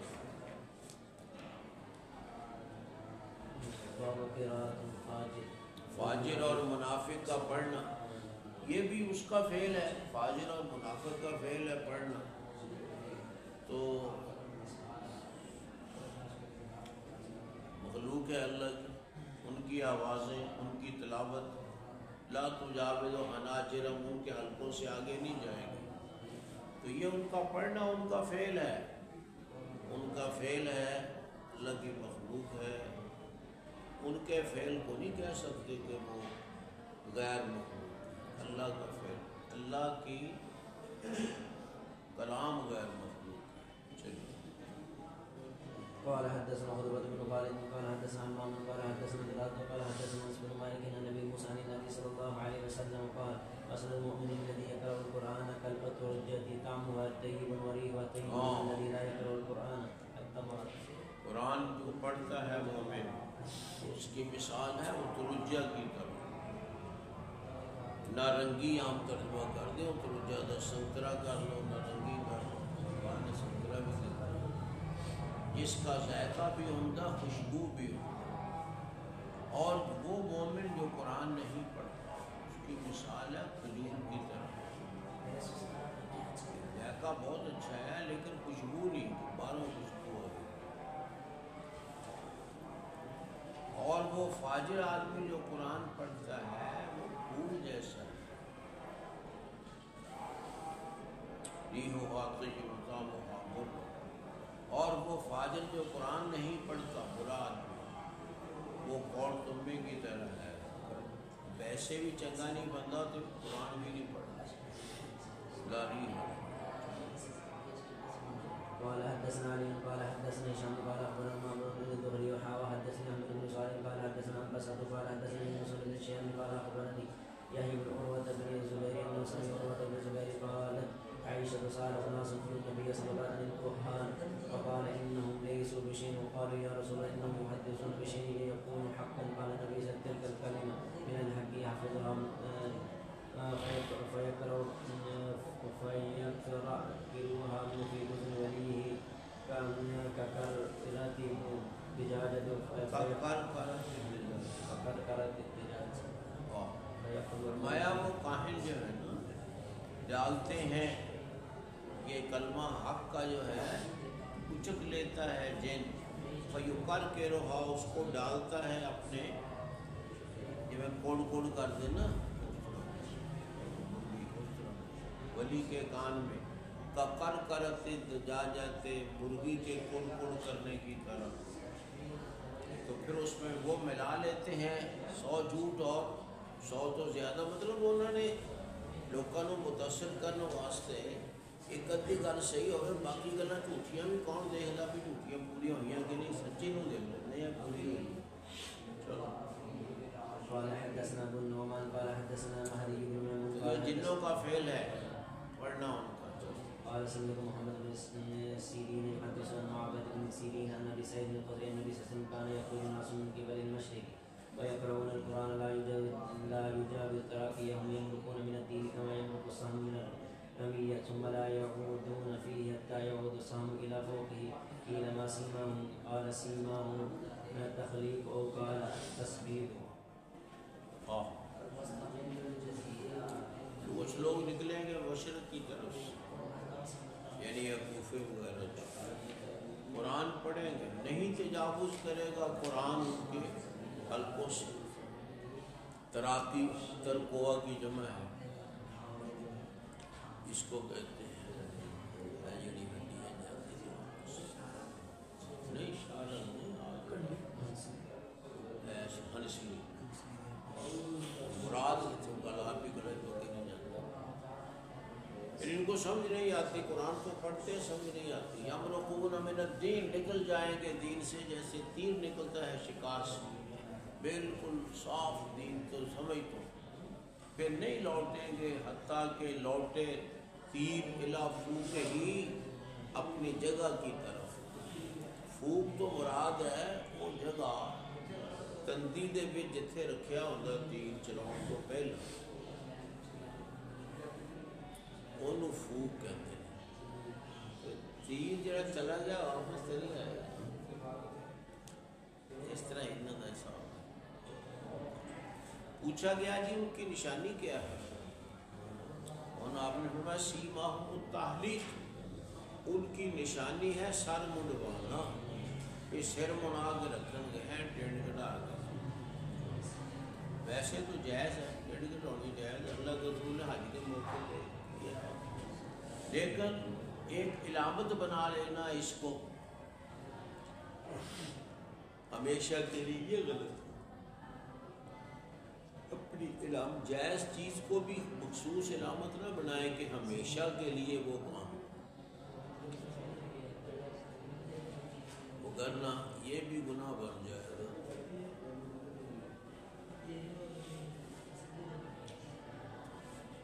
یا تسبید کہا میں نے کہ تحلیق کا تسبید موننا، مونڈ لینا.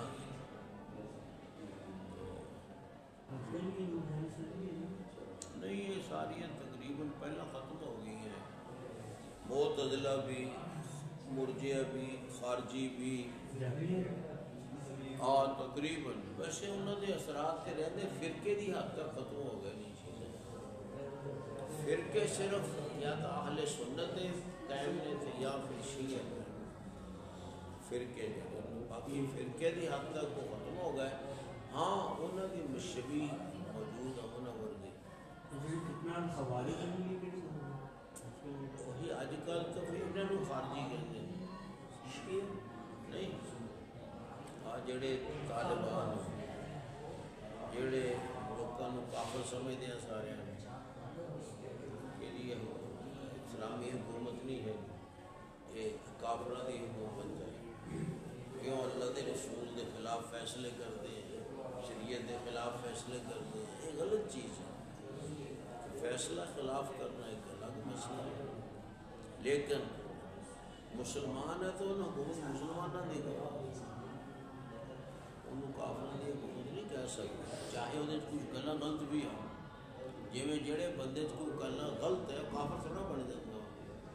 اگر کسی حکومت دے حکمرانہ جو غلط گلا تے پھر بھی حکومت کافر ہی کہنا پڑے گی، مسلمانوں کی رہے گی.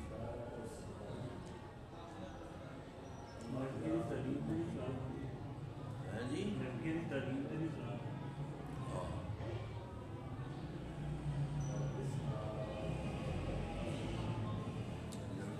تعلیم تو پھر کی ہونی چاہیے جن خراب نہ احتیاط نہ.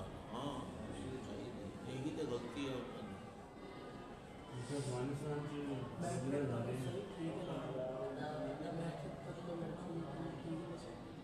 ضرورت اگر صحیح طریقے بھی ہوتا ہے میڈیکل کی تعلیم بھی حاصل کر سکتی ہے. اگر اس تو زیادہ کوئی خرابی نہ ہو، تعلیم مخلوط نہ ہو، آگے مخلوط شروع ہو جاتی ہے پھر کام خراب ہوتا نہیں. یہ دیکھ لیا جائے. اگر کسی نے میڈیکل داخل کروانا بچی ہوں تو پھر اس میڈیکل کالج کراوے نہیں تو صرف بچی عام چ نہیں.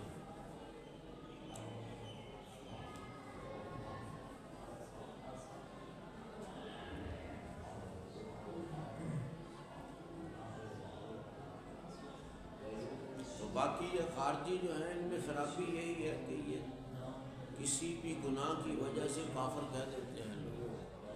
حالانکہ یہ بات ہے جب تک کوئی شخص کلمہ پڑھتا ہے صدق کے دل سے تو وہ مسلمان ہے. اس کو کافر نہیں کہہ سکتے کسی بھی عمل کی وجہ سے. انہوں نے تو حضرت عثمان کو بھی کافر، علی کو بھی کافر.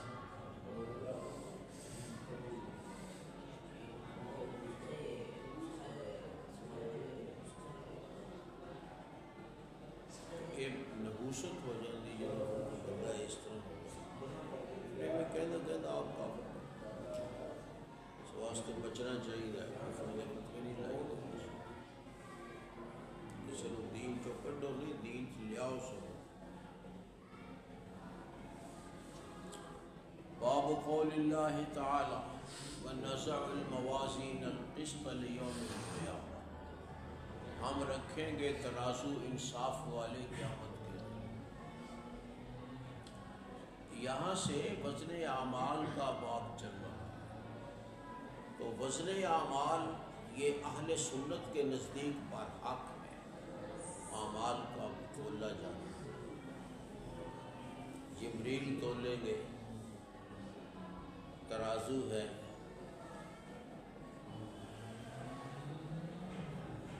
معتزلہ نہیں مانتے، وہ کہتے ہیں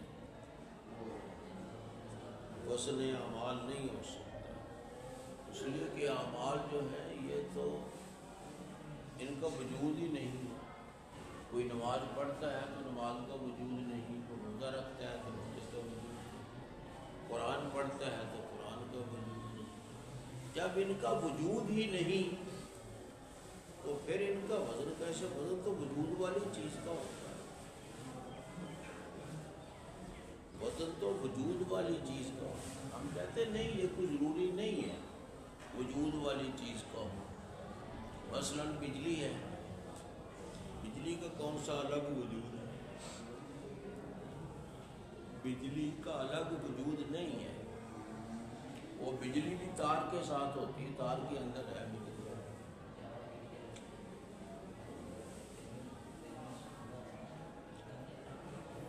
دیکھ کر کوئی نہیں بتا سکتا کہ یہاں بجلی ہے. ہاتھ لانا پڑے پھر پتہ چلے گا بجلی ہے. تو بجلی کا وزن کرتے ہیں، کہتے ہیں اتنے یونٹ بجلی آ گئی. بخار چڑھتا بندے میں، وہ وجود بھی الگ کوئی نہیں ہے. اس کو بھی ہم میٹر کے ساتھ وہ کیا تھرمو میٹر کے ساتھ حساب لگا لیتے اتنا بخار ہے.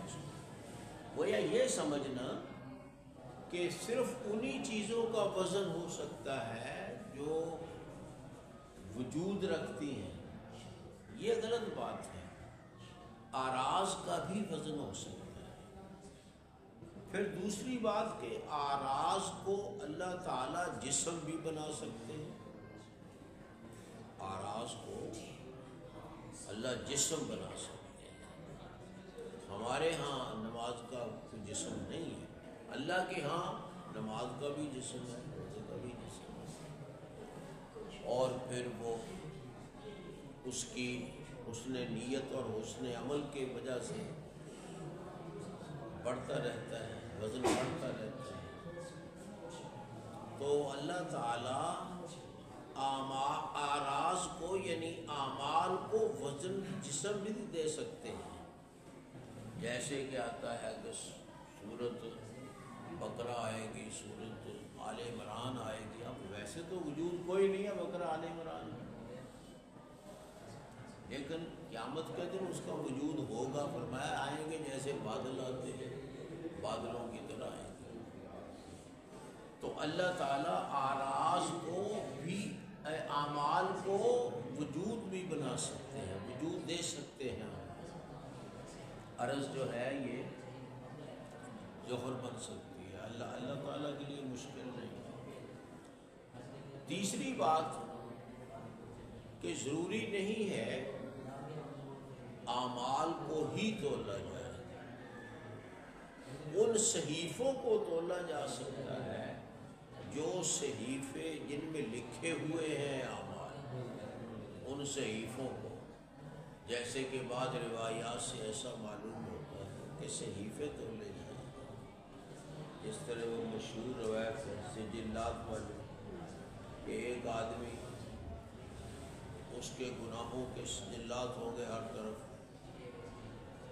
تو اسے پوچھا جائے گا ہاں بھائی تجھ پر ظلم تو نہیں کیا میرے فرشتوں نے؟ وہ کہے گا نہیں یا اللہ ظلم نہیں کیا، ٹھیک لکھا ہے. تو پھر وہ اسے کہیں گے اچھا پھر اب اپنے اعمال کے وزن کے وقت حاضر ہو، وزن کر رہے ہیں وزن کے وقت. اس نے کہا یا اللہ وزن کے وقت کیا حاضر ہونا ہے، وزن ہے ہی نہیں، نیکی تو ہے. صرف ایک نیکی اس کی دکھائی جائے گی اس کو، ایک چھوٹی سی پرچی. وہاں لفظ یہ ہے کہ وہاں ایک بطاقہ لائی جائے گی. بطاقہ پرچی جس بطاقہ پہ کلمہ لکھا ہوگا، اس نے کلمہ پڑھا ہوگا،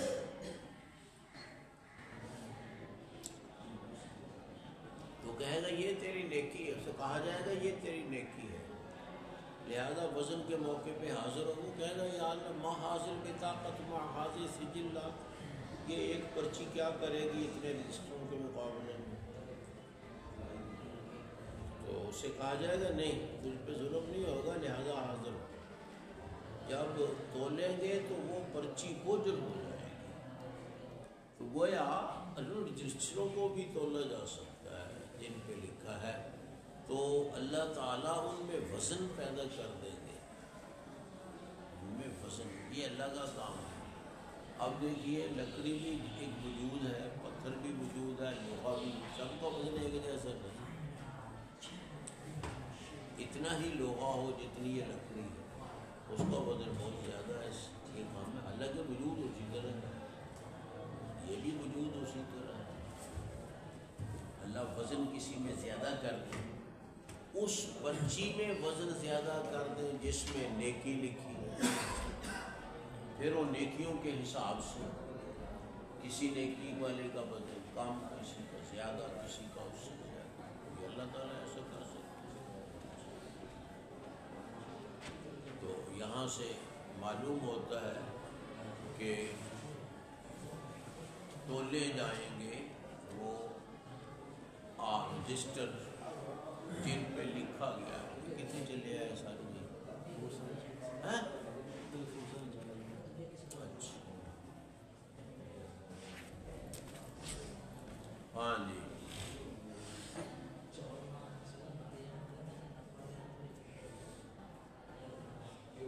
پھر اس انسان کو بھی تولا جا سکتا ہے جس انسان نے عمل کیا، اس کے اعمال کے مطابق اللہ اس میں وزن کر دے گا. جیسے کافروں کے بارے میں کہا ہے، حدیث میں آتا ہے کہ جو کافر ہے لا یزن عند اللہ جناح بعوضۃ، وہ اللہ کے پاس ایک مچھر کے پر کے برابر بھی وزن نہیں رکھے گا. گویا قیامت کے دن ان کا جو آدمیوں کا وزن ہے وہ ان کی نیکیوں کے حساب سے، جس میں جتنی زیادہ نیکی اتنا وزن زیادہ. ان کا ہے نا جیدہ گوشت بہت ہوگا وزن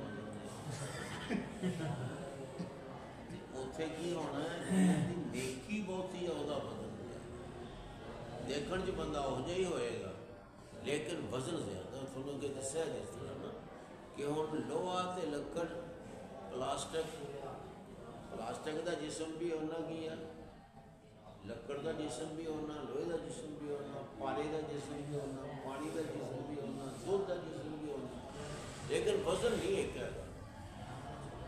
تسی ایک گلاس پانی تول لو وہ دا وزن ہو رہا ہے، ایک گلاس گھیو تول لو وہ دا وزن ہو رہا ہے، ایک گلاس شہد تول لو وہ دا وزن ہو رہا ہے، ایک گلاس سیسا تول لو ਉਹਦਾ ਵਜ਼ਨ ਹੋ ਰਿਹਾ।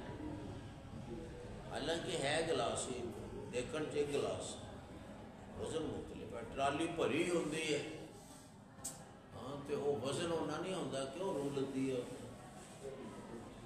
ਚੀਜ਼ਾਂ ਦੂਸਰੀਆਂ ਲੱਦੀਆਂ। ਉਹ ਜੇ ਇਹਨਾਂ ਲੋਹਾ ਲੱਦ ਲੋ چلنا ہی نہیں ٹرالی میں، کہنا وزن زیادہ ہو جائے. تو یہ وزن جسم کے لحاظ سے نہیں ہوتا، یہ اور وجوہات ہیں جسم کسی وزن کے زیادہ ہونے.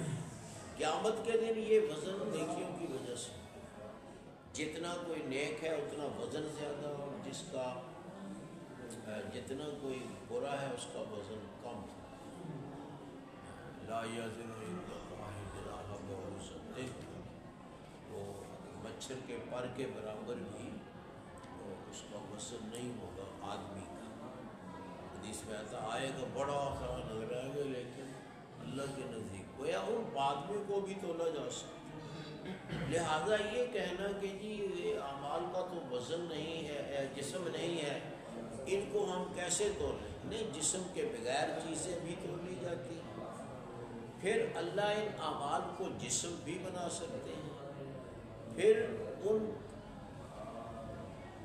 رجسٹروں کو بھی تولا جا سکتا ہے جس پہ لکھے ہیں جس عمل، اور ان لوگوں کو بھی تولا جا سکتا ہے جنہوں نے عمل کیے. جیسے حدیث میں آتا ہے کہ اللہ کو ایک آدمی نے خواب دکھایا، اے اللہ کے رسول نے خواب بتلایا، اللہ کے رسول مجھے خواب آیا ہے کہ تولا گیا، آپ ایک ترازو لایا گیا آسمان سے، اس ترازو کے ایک پلڑے میں آپ کو رکھ دیا گیا، ایک پلڑے میں ایک آدمی رکھا گیا. آپ بوجھل تھے، پھر 2 رکھے گئے، 3 رکھے گئے، پھر بھر دیا گیا پلڑا، لیکن آپ کا وزن سب سے زیادہ رہا. یہ اللہ تعالیٰ کے لیے آسان ہے، اس لیے انکار نہیں کرنا چاہیے وزن اعمال.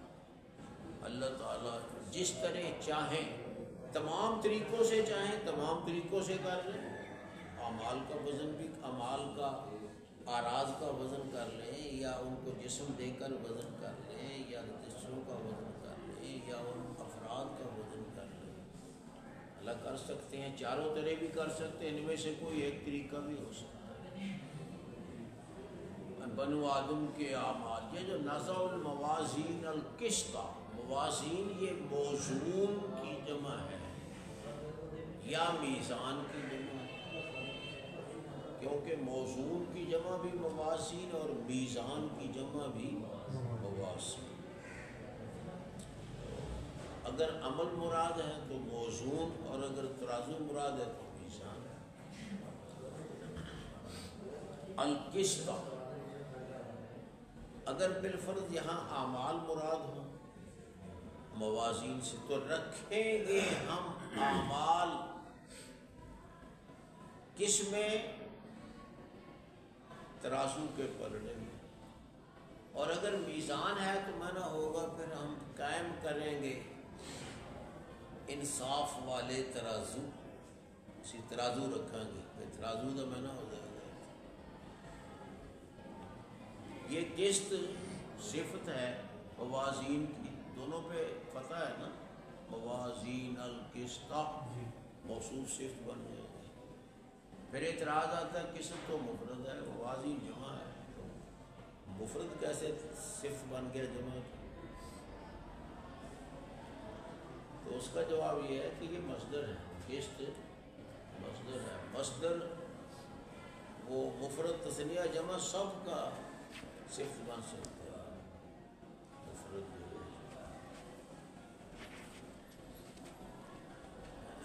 چابیاں بھی پڑھو گے، گل بھی کر دیں.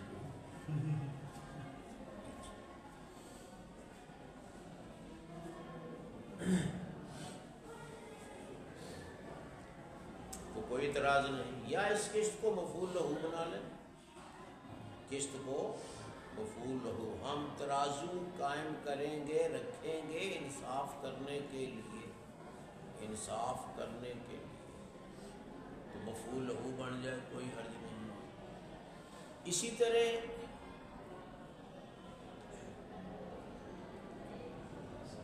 زوات نکال لیں، نازع الموازین ذوات القسط، ہم ترازو رکھیں گے انصاف والے ذوات القسط قیامت کے دن۔ وَأَنَّ أَعْمَالَ بَنِي آدَمَ وَقَوْلَهُمْ يُوزَنُ، بنو آدم کے اعمال و اقوال تولے جائیں گے۔ قولہم بھی آتا ہے، اقوالہم بھی آتا ہے، وہ بھی ٹھیک ہے۔ اقوالہم کیا لیا جائے، قولہم کیا لیا جائے۔ قولہم کہیں گے تو یوزن، اقوالہم کہیں گے تو یوزن۔ یہاں دونوں طرح لکھا ہوگا اس میں، یوزن بھی توزن، اس کی وجہ یہی ہے کہ قولہم کو اقوالہم بھی کہا گیا۔ مجاہد نے کہا القسطاس العدل بالرومیہ، رومی زبان میں قسطاس کا معنی عدل ہے رومی زبان میں، لیکن جب اس لفظ کو منتقل کیا گیا عربی میں تو پھر اس کا معنی ترازو رکھا گیا، قسطاس، وہاں اس لفظ کا معنی عدل ہے۔ تو اس سے یہ بھی سمجھ آ گیا کہ قسطاس کا لفظ یہ رومی لفظ ہے، عربی نہیں ہے۔ لوگ کہتے ہیں، بعض لوگ کہتے ہیں نہیں، اللہ نے قرآن کو عربی کہا ہے، قرآن عربی ہے۔ ہم کہتے ہیں قرآن کو عربی کہا ہے تو عربی میں غیر عربی لفظ استعمال ہوتا ہے۔ ہر زبان میں ایسے ہوتا ہے کہ اس زبان کے علاوہ دوسرے جو زبانوں کے الفاظ ہیں وہ بھی اس میں آ جاتے ہیں۔ تو جب ان زبانوں کے الفاظ استعمال کر لیے جائے تو سمجھو وہ بھی عربی بن گئے۔ جس طرح آج کل ہمارا ہے، اردو میں کتنے ہی فارسی لفظ ہیں، عربی لفظ بولے جاتے ہیں، تو وہ سب یہی زبان بن گئی ہے۔ اس لیے صحیح یہی ہے کہ یہ قرآن مجید میں کچھ رومی الفاظ ہیں، رومی لغت کے، کچھ حبشے کی لغت کے، کچھ عبرانی کی لغت، وہی حل ہے۔ یقال القسط مصدر المقسط، کہا جاتا ہے قسط مصدر ہے مقسط کا۔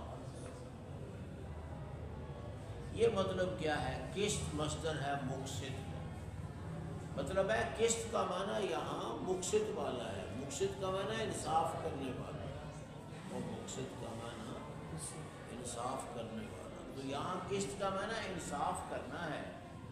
کیوں یہ کیوں بتانا پڑا، یہ اس لیے بتانا پڑا کہ یہ اس جیسا لفظ قسط آتا ہے جس کا معنی ہے ظلم، جس کا معنی ہے بالکل اس کے الٹ، قسط کا معنی انصاف، قسط کا معنی ظلم۔ اور اس کی باقاعدہ ہمارے پاس قرآن مجید میں مثال موجود ہے کہ اما القاسطون فکانوا لجہنم حطبا، قاسط ظالم لوگ جہنم کے ایندھن بنیں گے۔ تو یہ بتانے کے لیے کہ مقسط یہاں قسط کے معنی میں ہے، یعنی مقسط کا معنی انصاف کرنا ہے، قاسط کا معنی ظلم کرنے والا۔ گویا اگر اس باب کو، اس مادے کو مجرد استعمال کرے قاسط یکس ہو تو معنی ظلم کرنا ہے، اور اگر مزید فی استعمال کرے اقسط یکس سے تو اس کا معنی انصاف ہے۔ اور یہ کوئی بعید بات نہیں ہے کہ ایک ہی لفظ وہ مجرد میں اور معنی دے اور مزید فی میں اور معنی دے۔ اور یہ بھی ہو سکتا ہے کہ مزید فی میں کچھ خاصے پائے جاتے ہیں، مجرد میں بھی مزید فی میں زیادہ خاصے ہیں۔ تو باب افعال میں ایک سلب کا خاصہ ہے، سلب ماخذ، سلب ماخذ سلب کر لینا۔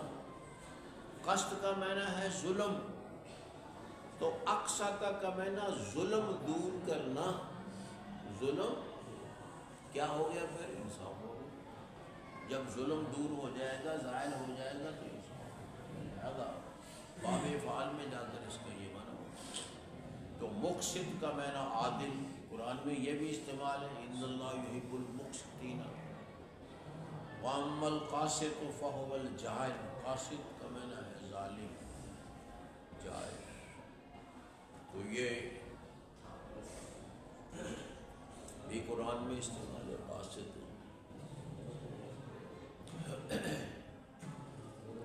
اب اس کے بعد یہ حدیث پیش کرتے ہیں۔ قال حدثنا احمد بن اشقاق قال حدثنا محمد بن فضيل بن مالك بن قعقاع بن ابي زرعه عن ابي هريره رضي الله عنه قال قال النبي صلى الله عليه وسلم كلمتان حبيبتان الى الرحمن خفيفتان على اللسان ثقيلتان في الميزان سبحان الله وبحمده سبحان الله العظيم۔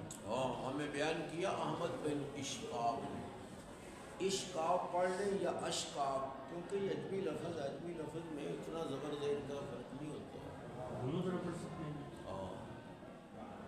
اور عربی بھی ہے، اگر یہ عربی ہے تو پھر اس کو ہم پڑھیں گے احمد بن اشقاق بن تنوین سے، کیوں؟ تو منصرف ہے۔ لیکن اگر وہ جب اجمی ہو تو اس کو پڑھیں گے احمد بن اشقاق، پھر یہ غیر منصرف، کیونکہ علمیت اور عجمہ دو اس میں اوصاف آ گئے ہیں۔ اس کے ساتھ ملتے جلتے بعد محمد بن اشقاق، علی بن اشقاق یہ بھی آتے ہیں، لیکن وہ اس کے بھائی نہیں ہیں۔ باپ کا نام ایک ہونے سے یہ تو نہیں نا کہ بھائی بن جائیں، ان کے باپ کا نام بھی اشقاق ہے، علی بن اشقاق۔ بخاری میں نہیں ہے، اس کے علاوہ ہے، بخاری میں یہ احمد بن اشقاق بھی ہے۔ یہ بہت جلدی فوت ہو گئے، 217 میں فوت ہو گئے تھے احمد بن اشقاق۔ امام صاحب تو فوت ہوئے 256 میں، تقریباً 40 سال ہوئے، تو جلدی فوت ہونے والے کا روایت آخر میں ہے۔ قال حدثنا محمد بن فضیل، محمد بن فضیل بن غزوان، وہ عمارہ بن قعقاع سے بیان کرتے ہیں، وہ ابو زرع سے بیان کرتے ہیں۔ یہ ابو زرع جو ہیں یہ ان کا نام تھا حرم بن عمر بن جریر، حرم بن عمر بن، اور جریر کون ہے؟ جریر بن عبداللہ بجلی، حرم بن عمر بن جریر بن عبداللہ بجلی، یہ ان کے پوتے ہیں۔ گویا جریر بن عبداللہ بجلی صحابی کے پوتے ہیں ابو زرع۔ ایک ابو زرع محدث ہے، وہ اور ہے۔ عن ابی ہریرہ رضی اللہ تعالی عنہ، یہ جو تینوں راوی ہیں نا، محمد بن فضیل، عمارہ بن قعقاع، ابو زرع، یہ کوفی راوی ہیں، یہ تینوں کوفی ہیں، کوفے کے۔ امام بخاری سب سے پہلی روایت لائے مکے والوں راویوں کی، حمیدی کی، دوسری روایت لائے مدینے والے مالک کی، اور آخری روایت لائے کوفی راویوں کی، کیونکہ سب سے پہلا مرکز مکہ ہے، پھر اس کے بعد مدینہ بنا، پھر کوفہ بھی مرکز بنا۔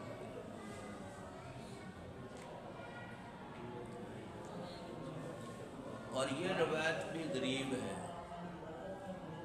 جس طرح پہلی روایت غریب ہے نا بخاری کی، انما الاعمال بالنیات والی، وہ روایت غریب ہے۔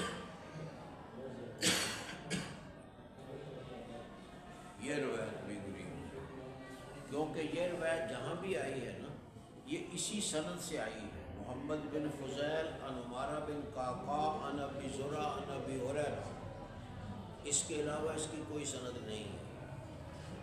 فرق آگے ہے، محمد بن فضیل سے بیان کرنے والے زیادہ ہیں، محمد بن فضیل سے بیان کرنے والے زیادہ ہیں۔ امام بخاری اس روایت کو اس سے پہلے بھی لا چکے، ابھی چند دن پہلے گزری تھی،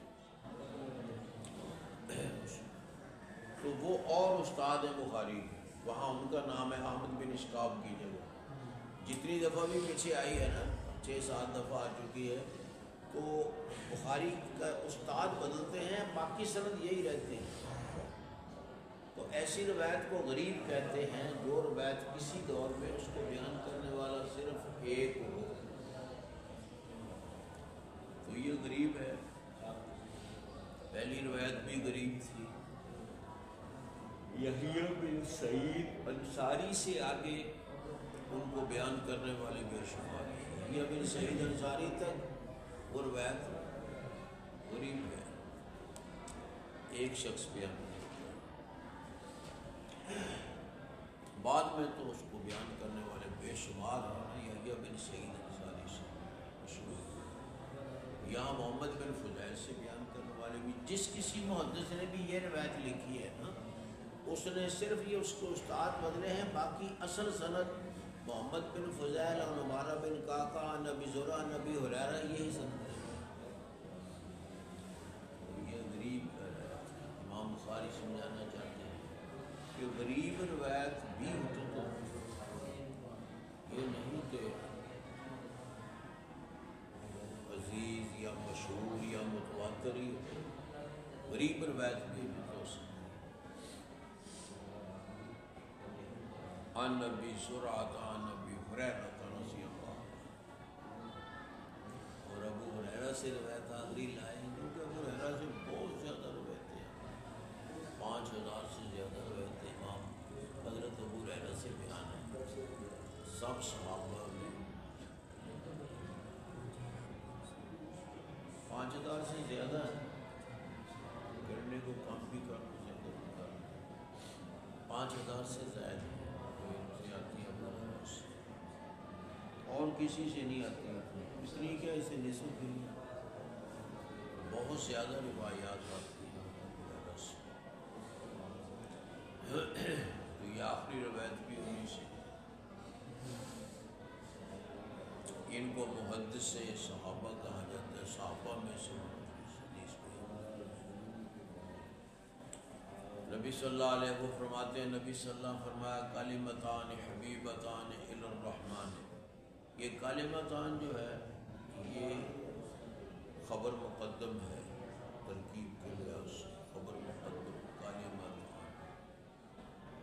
حبیبتان اس کی پہلی صفت ہے، خفیفتان دوسری ہے، ثقیلتان دوسری ہے، تو خبر مقدم لانے کی کہ فوائد کیا ہیں مثلا، یا مقامات کیا ہیں، خبر مقدم کہاں لاتے ہیں، ان میں سے ایک یہ مقام ہے، کیا خبر مقدم اس لیے لائی جاتی ہے کہ خبر کے ساتھ خبر کو اچھی طرح مبتدا کو اچھی طرح ذہن نشین کرنا ہے، مبتدا کو ذہن نشین کرنے کے لیے شروع میں نہیں لے آتے مبتدا، بلکہ شروع میں خبر لاتے ہیں تاکہ ذہن متوجہ ہو جائے،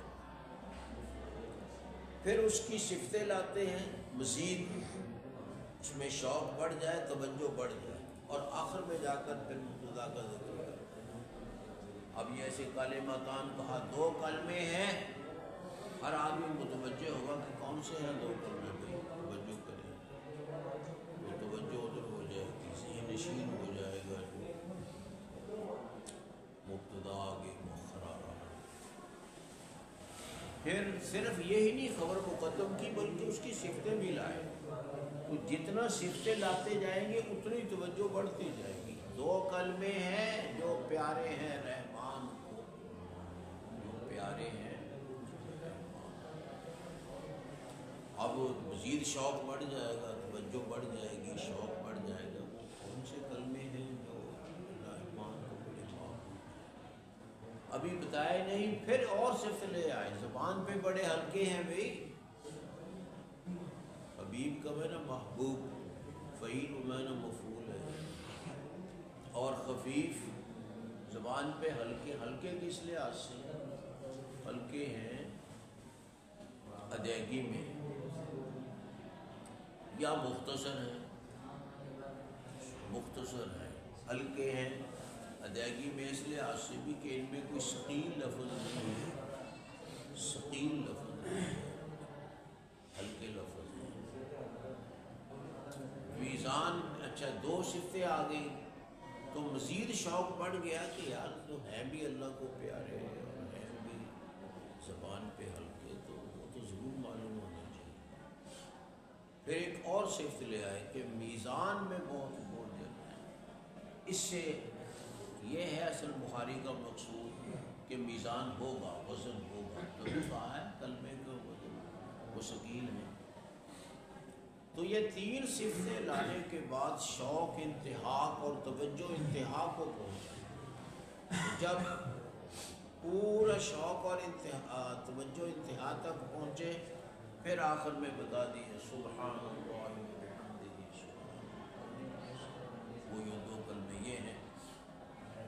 اس سے پہلے یہ روایت آئی ہے تو وہاں سبحان اللہ العظیم پہلے ہے، سبحان اللہ وبحمدہ بعد میں ہے۔ ایسے بھی ہے سبحان اللہ العظیم سبحان، کیونکہ الگ الگ کلمے ہیں، الگ الگ جملے ہیں، جس کو چاہے مقدم کرو چاہے مؤخر کر دو، کوئی فرق نہیں۔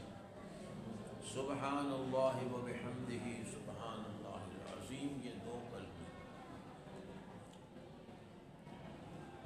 سبحان اللہ وبحمدہ یہ بھی کامل کلمہ ہے۔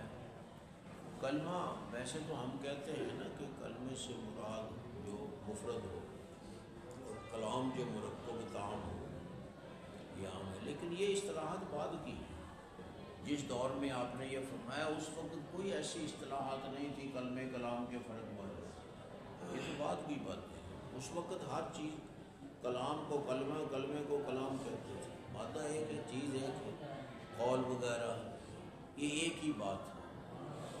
یہ بعد کے فرق ہیں جو ہم نے کیے ہیں کہ کلمہ مفرد ہوتا ہے، الکلمۃ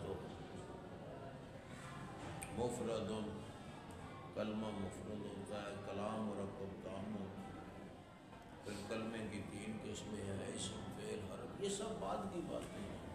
اسم فعل حرف والی اصطلاحات بھی بعد کی، پہلے ایسے نہیں تھے، تو اس لحاظ سے ان کو کلمے کہا ہے، ورنہ یہ کلام ہے پورے۔ سبحان اللہ بحمدہ بھی کلام ہے، سبحان اللہ العظیم، تو یہ کلام کے معنی میں ہے کلمے۔ وَكَلِمَةٌ بِهَا كَلَامٌ قَدْ يُعَمُّ، اس میں لکھا ہے الفیہ میں کلمۃ بِهَا كَلَامٌ قَدْ يُعَمُّ، کبھی کلمے کو کلمہ بول کر کلام بھی مقصود ہے، جیسے کلمہ طیبہ، قرآن میں بھی کلمہ طیبہ لا الہ الا وہ کہا گیا ہے، تو پورا جملہ ہے۔ تو کلمتان کلامان کے معنی میں سبحان اللہ بحمدہ میں سبحان یہ اللہ کی تعریف کرتے ہیں۔ سبحان کا معنی ہے کہ اللہ ہر عیب سے پاک ہے، نقص سے پاک ہے، اور حمد کا معنی اللہ میں تمام اوصاف حمیدہ پائے جاتے ہیں، گویا عیب کوئی بھی نہیں، تعریفیں یا تو کہیں کہ اوصاف حمیدہ سب پائے جاتے ہیں۔ یہ ہے تام تعریف، مکمل تعریف، کیونکہ اگر کسی میں صرف یہ ہے کہ وہ برا نہیں تو یہ تعریف تو ہے لیکن مکمل نہیں ہے۔ ہو سکتا ہے برا نہیں تو نیک بھی نہ ہو، اور برا نہیں تو نیک بھی نہ ہو، نہ گناہ کرتا تو نہ مسیطے جانا، نہ چینمے جانا، کتے بھی نہیں جانا، مثال دے طور۔ اچھا، اسی طرح اگر کسی کی تعریف ہو کہ اس میں یہ اوصاف پائے جاتے ہیں، اچھے اوصاف پائے جاتے ہیں، تو یہ بھی مکمل تعریف نہیں ہے۔ ہو سکتا ہے اچھے اوصاف ہیں ساتھ اس کے برے اوصاف بھی۔ جب میں مسیطے رواج پڑھ چلے گا شہر میں فلم دیکھیں تو میں کام کر لیں، تو یہ تعریف تو نہ ہوگی۔ مکمل تعریف کیا ہے؟ عیب کوئی نہیں، خوبیاں سب ہیں، وہ یہ جملہ ادا کرتے ہیں سبحان اللہ اللہ پاک ہے، یعنی ہر قسم کے نقص سے، وبحمدہ اور وہ تعریفوں والا ہے، اس میں تمام خوبیاں پائی جاتی ہیں۔ سبحان اللہ العظیم میں بھی ایسے ہی ہے، سبحان میں تخلیہ ہے، تخلیہ میں خالی کر دینا اس کو نقائص سے، اور عظیم وہ عظمت والا ہے، یہ اس میں خوبیاں آتی ہیں۔ عظیم وہی ہوگا جس میں خوبی ہے۔ تو تحلیہ پہلے ہوتا ہے، تخلیہ بعد میں ہوتا ہے، نہ تخلیہ پہلے ہوتا ہے، تحلیہ بعد میں۔ تخلیہ کا مطلب خالی کر دینا نکاح سے، اور تحلیہ مزین کر دینا اس کو۔ پہلے کسی چیز کا تخلیہ ہوتا ہے، پھر تحلیہ ہوتا ہے۔ مثلا پہلے آپ منہ دھوتے ہیں اچھی طرح، پھر لگاتے ہیں جو لگانا ہو، پھر لگاتے ہیں آپ جس کو میک اپ کہتے ہیں، منہ تو اردو کے صاف کر کے جو ہمیں لپڑے منہ دلا دیتے ہیں۔ تحلیہ بعد میں، تخلیہ پہلے۔ سبحان پہلے، حمد اسی لیے حدیث میں ہے نا کہ سبحان جو ہے نا، سبحان اللہ یہ آدھے میزان کو بڑھتا ہے، کیونکہ ادھی گل آئی خرابی کوئی نقص کوئی عیب کوئی، جدو الحمدللہ نال کہہ دیں گے تو وہ خوبیاں بھی ساری آ گئی، لہذا میزان بھر گیا۔ سبحان اللہ نصف میزان بھرتا ہے، الحمدللہ پورا میزان بھرتا ہے، دونوں کو ملانے سے پورا میزان بھرتا ہے۔ اور یہی یہاں جو کام ابھی حمدی کر رہے ہیں وہاں لذیم کر رہے ہیں، تو الگ الگ جملے سبحان اللہ بحمدہ اتنا بھی پڑھ لے کافی ہے، سبحان اللہ العظیم پڑھ لے وہ بھی کافی ہے، کہ اکٹھے پڑھ لیں تو آگے پیچھے کر کے پڑھ لیں، کوئی فرق نہیں ہے اس میں۔ امام بخاری رحمہ اللہ ختم کی صرف بتانے کے لیے کہ ہماری مجلس کا اختتام بھی صبح تسبیح و تعظیم، تسبیح و تحمید سے ہونا چاہیے۔ یعنی کتاب کو ختم کیا تسبیح و تحمید کا، حدیث آتی ہے نا کہ جب کوئی آدمی مجلس میں بیٹھے کثر فیہ اللغط، اس میں شور و غل زیادہ ہو، تو وہ آخر میں سبحانک اللہم و بحمدک یہ پڑھنا محسوس میں، تو اور بھی استغفرک اللہم واتوب الیک بھی آتا ہے، تو پڑھ لیں تو اس کے گناہ معاف ہو جاتے ہیں۔ وہ کمی بیشی جو ہے، کمی بیشی اللہ معاف کر دیتے ہیں اگر بعد میں مجلس کا اختتام سبحان پر ہو، الحمدللہ پر۔ سبحان اللہ یہاں فعل محذوف ہے، سبح پاک ہے اللہ، یا پھر مسبح نکال لے، مسبح میں اللہ کی تسبیح کرتا ہوں، مسبح نکال لیں، کیونکہ وہاں تو مصدر ہے نا، مصدر سے پہلے فعل چاہیے، اس کو حذف کر دیتے ہیں کیونکہ تکرار بھی اچھا نہیں لگتا ہے، مسبح بھی ہو سبحان بھی ہو، یہ نہیں، ایک لائیں گے، چاہے فعل لے آئیں چاہے مصدر لے آئیں۔ مصدر لائیں گے تو مصدر فعل پہ دلالت کرتا ہے، لہذا اس میں زیادہ تاکید ہے، اکیلا فعل مسبح کہیں اس میں مصدر پہ دلالت نہیں ہے، لیکن مصدر جب لاتے ہیں تو سمجھ آتی ہے کہ یہاں فعل محذوف ہے، فعل موجود ہے تو تاکید ہوگی۔ سبحان اللہ یہ وزن اعمال کا یہاں سے ثبوت ہو گیا، ثقیلتان فی المیزان، پہلے قرآن کی آیت سے ثابت کیا، پھر یہ آگے حدیث ہے۔ یہ امام بخاری کا اسلوب ہے کہ اگر اس بارہ میں کوئی آیت آتی ہے پہلے اس آیت کا ذکر کرتے ہیں، باقی محدثین ایسا نہیں کرتے۔ امام بخاری کی بات ہے کہ اگر اس کے بارے میں قرآن آیت ہو تو آیت لاتے ہیں، اور اگر نہیں ہے تو پھر ٹھیک ہے صرف حدیث لاؤ، ورنہ پہلے قرآن آیت پھر حدیث لاؤ، اور اس کے ساتھ کوئی صحابہ تعبیر کے اقوال بھی لے آتے ہیں، جیسے یہاں مجاہد کا قول پیش کیا۔ سبحان ربک رب العزت عما یصفون وسلام علی المرسلین والحمد للہ رب العالمین۔ خیر کریں، دعائے خیر بھی کریں۔ یہ کتابیں پڑھی جاتی ہیں عمل کے لیے، یہ عمل کیا، ورنہ پڑھنے کا فائدہ تو اگر عمل نہیں کرنا پھر تو ضائع ہو جائے گی، اس لیے کوشش کرنی چاہیے کہ یہ چیزیں عمل میں بھی ہیں۔ جو کچھ پڑھا ہے یہ آخری حدیث بھی اور باقی ان کو بھی عمل کریں تاکہ علم قائم رہے۔ علم قائم رہتا ہے عمل کے ساتھ۔ مثلاً اگر آپ مختلف عدیہ جو ہیں دعائیں ہیں جو پڑھتے رہیں داخل ہوتے وقت نکلتے وقت گھر میں مسجد میں بازار میں لیٹرین میں بسترے کھاتے پیتے وقت تو وہ دعائیں یاد رہیں گی قائم رہیں گی. نہ پڑھیں گے تو بھول جائیں گی ختم ہو گئی تمہارے لیے تو نہ ہوئی وہ سب. اس لیے یہ کتابیں لکھی بھی عمل کے لیے گئی ہیں. ان کتابوں کو عمل کے لیے لکھا گیا ہے. ساری حدیثوں میں سے منتخب کی ہیں یہ چند حدیثیں عمل کے لیے. باقی باتیں آپ کو جو درس آخری دیں گے وہ بتا دیں گے. میں نے فنی باتیں آپ کو بتانی ہیں جی. یہ نصیحت ہی ہے کہ عمل کرو، عمل کرو، اس پہ عمل ہونا چاہیے. فارغ ہونے کے بعد اس سے دیں گے باقی گلاں کو جڑے آنے انہیں بھی تو فارغ ہونے کے بعد کوشش کریں لوگوں تک پہنچانے کی. اپنے علم کو بڑھائیں. علم بڑھتا ہے مطالعے سے. مطالعہ نہیں کریں گے، تکرار نہیں کریں گے تو علم نہیں بڑھے گا.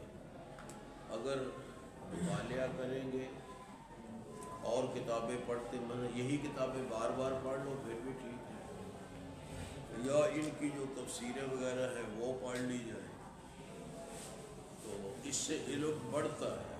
نہیں تو ختم ہو جائے گا، یہ بھول جائیں گے. کتابوں کو پڑھتے رہنا چاہیے. ان کو پڑھیں یا ان کی آگے جو شروعات ہیں ان کو پڑھیں. کتاب سے رشتہ صحیح علم کے ساتھ رشتہ ہونا چاہیے. ہاں، تو بہت سے ایسے محدثین جو نابینا تھے وہ سنا کرتے تھے. کسی کو کہنا پڑھ بھی کتاب سنتے تھے، کیوں خود تو پڑھ نہیں سکتے تھے، سنتے تھے. تو کتاب سننا،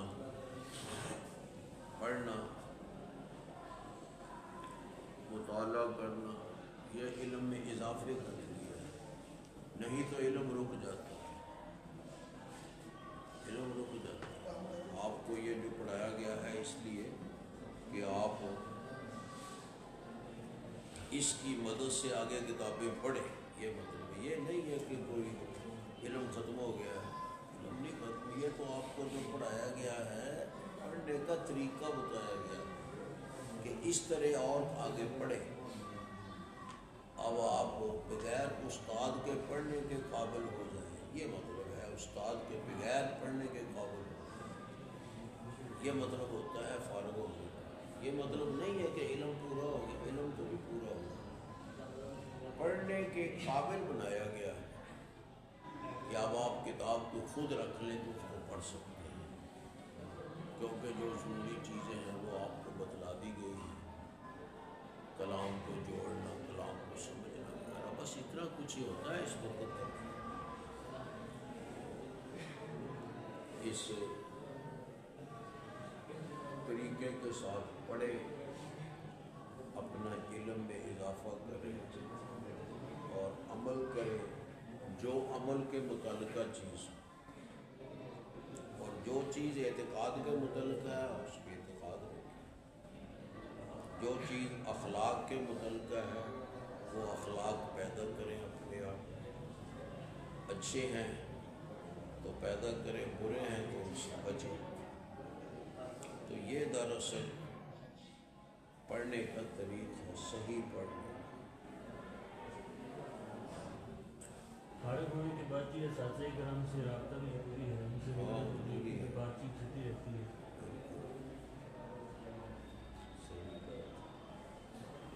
الحمدللہ رب العالمین الرحمن الرحیم مالک یوم الدین. ایاک نعبد و ایاک نستعین اهدنا الصراط المستقیم صراط الذین انعمت علیہم غیر المغضوب علیہم ولا الضالین. اللهم صل على محمد وعلى آل محمد كما صليت على إبراهيم وعلى آل إبراهيم إنك حميد مجيد. اللهم بارك على محمد محمد وعلى آل محمد كما باركت على إبراهيم وعلى آل إبراهيم إنك حميد مجيد. آمين.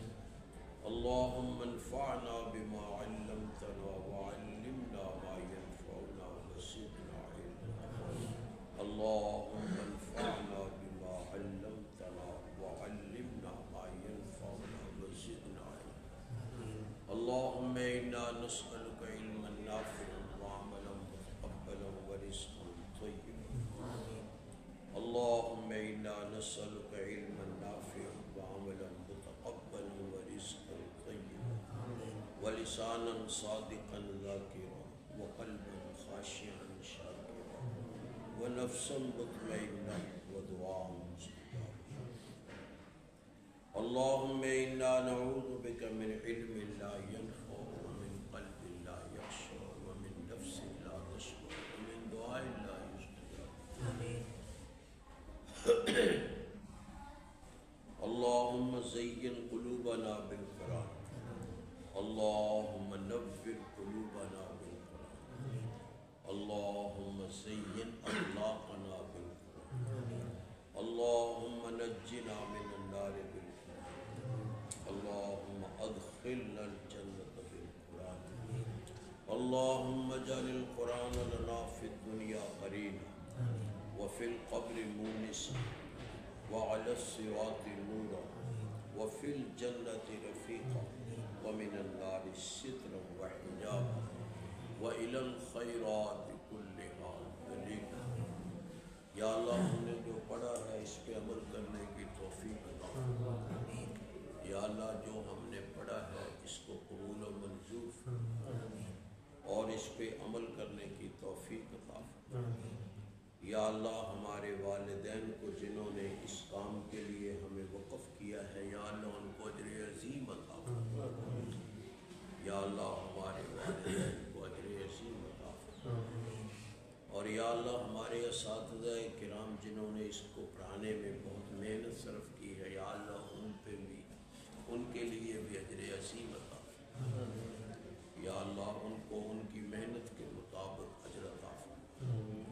یا اللہ ہمارے بلا واسطہ اساتذہ کو بھی اور بالواسطہ اساتذہ کو بھی جناب رسول اللہ صلی اللہ علیہ وسلم تک سب کو اجر عظیم عطا فرما. اور یا اللہ سب سے زیادہ اجر جناب رسول اللہ صلی اللہ علیہ وسلم کو عطا فرما جو ہمارے حقیقی اور اصل استاد. یا اللہ جو اساتذہ تیرے پاس پہنچ چکے ہیں مولا ان کو اپنے فضل و کرم کے ساتھ جنت الفردوس میں اعلیٰ علیین میں ان کے درجے بلند. یا اللہ ان کے مراتب بلند فرما، ان کی لغزشوں کو معاف فرما. اور یا اللہ ہمیں ان کے اچھے کام اپنانے کی توفیق عطا فرما. اور یا اللہ جو ہمارے اساتذہ زندہ ہیں مولا ان پہ اپنا فضل و کرم اور اپنی رحمت فرما. یا اللہ جن کے والدین فوت ہو چکے ہیں ان کے والدین کو جنت الفردوس کے اعلیٰ علیین میں بلند مقامات عطا فرما. اور یا اللہ جن کے والدین زندہ ہیں مولا ان پہ اپنا فضل و کرم اور اپنی رحمت فرما. یا اللہ ہمیں علم کا اہل بنا. یا اللہ ہمیں علم کا اہل بنا. یا اللہ ہمیں علم پہ عمل کرنے کی توفیق عطا فرما. یا اللہ ہمارے دلوں کو بغض اور حسد سے پاک فرما. یا اللہ ہمارے دلوں کو حسد اور بغض سے پاک فرما. یا اللہ ہمارے عمل کو ریا سے پاک فرما. یا اللہ ہم میں خلوص پیدا فرما. یا اللہ ہماری نیتوں کو خالص فرما. یا اللہ ہماری نیتوں کو خالص فرما. یا اللہ ہمارے اعمال کو قبول فرما. یا اللہ علم پہ عمل کرنے کی توفیق عطا فرما اور مولا عمل کو قبول فرما. یا اللہ ہمارے نیک اعمال میں برکتیں فرما. یا اللہ ہمیں گناہ چھوڑنے کی توفیق عطا فرما. یا اللہ ہماری اصلاح فرما. یا اللہ ہماری اصلاح فرما. یا اللہ اپنے حبیب صلی اللہ علیہ وسلم کی محبت عطا فرما. یا اللہ اپنی اور اپنے پیارے رسول اور صحابہ کرام خلفائے راشدین ائمہ اعظام محدثین و فقہا کی محبت عطا فرما۔ یا اللہ ہمیں نیک لوگوں سے محبت کرنے کی توفیق عطا فرما۔ یا اللہ ہمارا شمار صالحین میں فرما۔ یا اللہ ہمارا شمار صالحین میں۔ یا اللہ قیامت والے دن اپنے رسول صلی اللہ علیہ وسلم کی زیارت اور شفاعت نصیب فرما۔ یا اللہ قیامت والے دن اپنے رسول صلی اللہ علیہ وسلم کی زیارت و شفاعت نصیب فرما۔ آپ کے دست مبارک سے ہمیں حوض کوثر کا پانی نصیب فرما۔ یا اللہ جنت الفردوس میں ہمیں آپ اور آپ کے صحابہ کا خادم بنا۔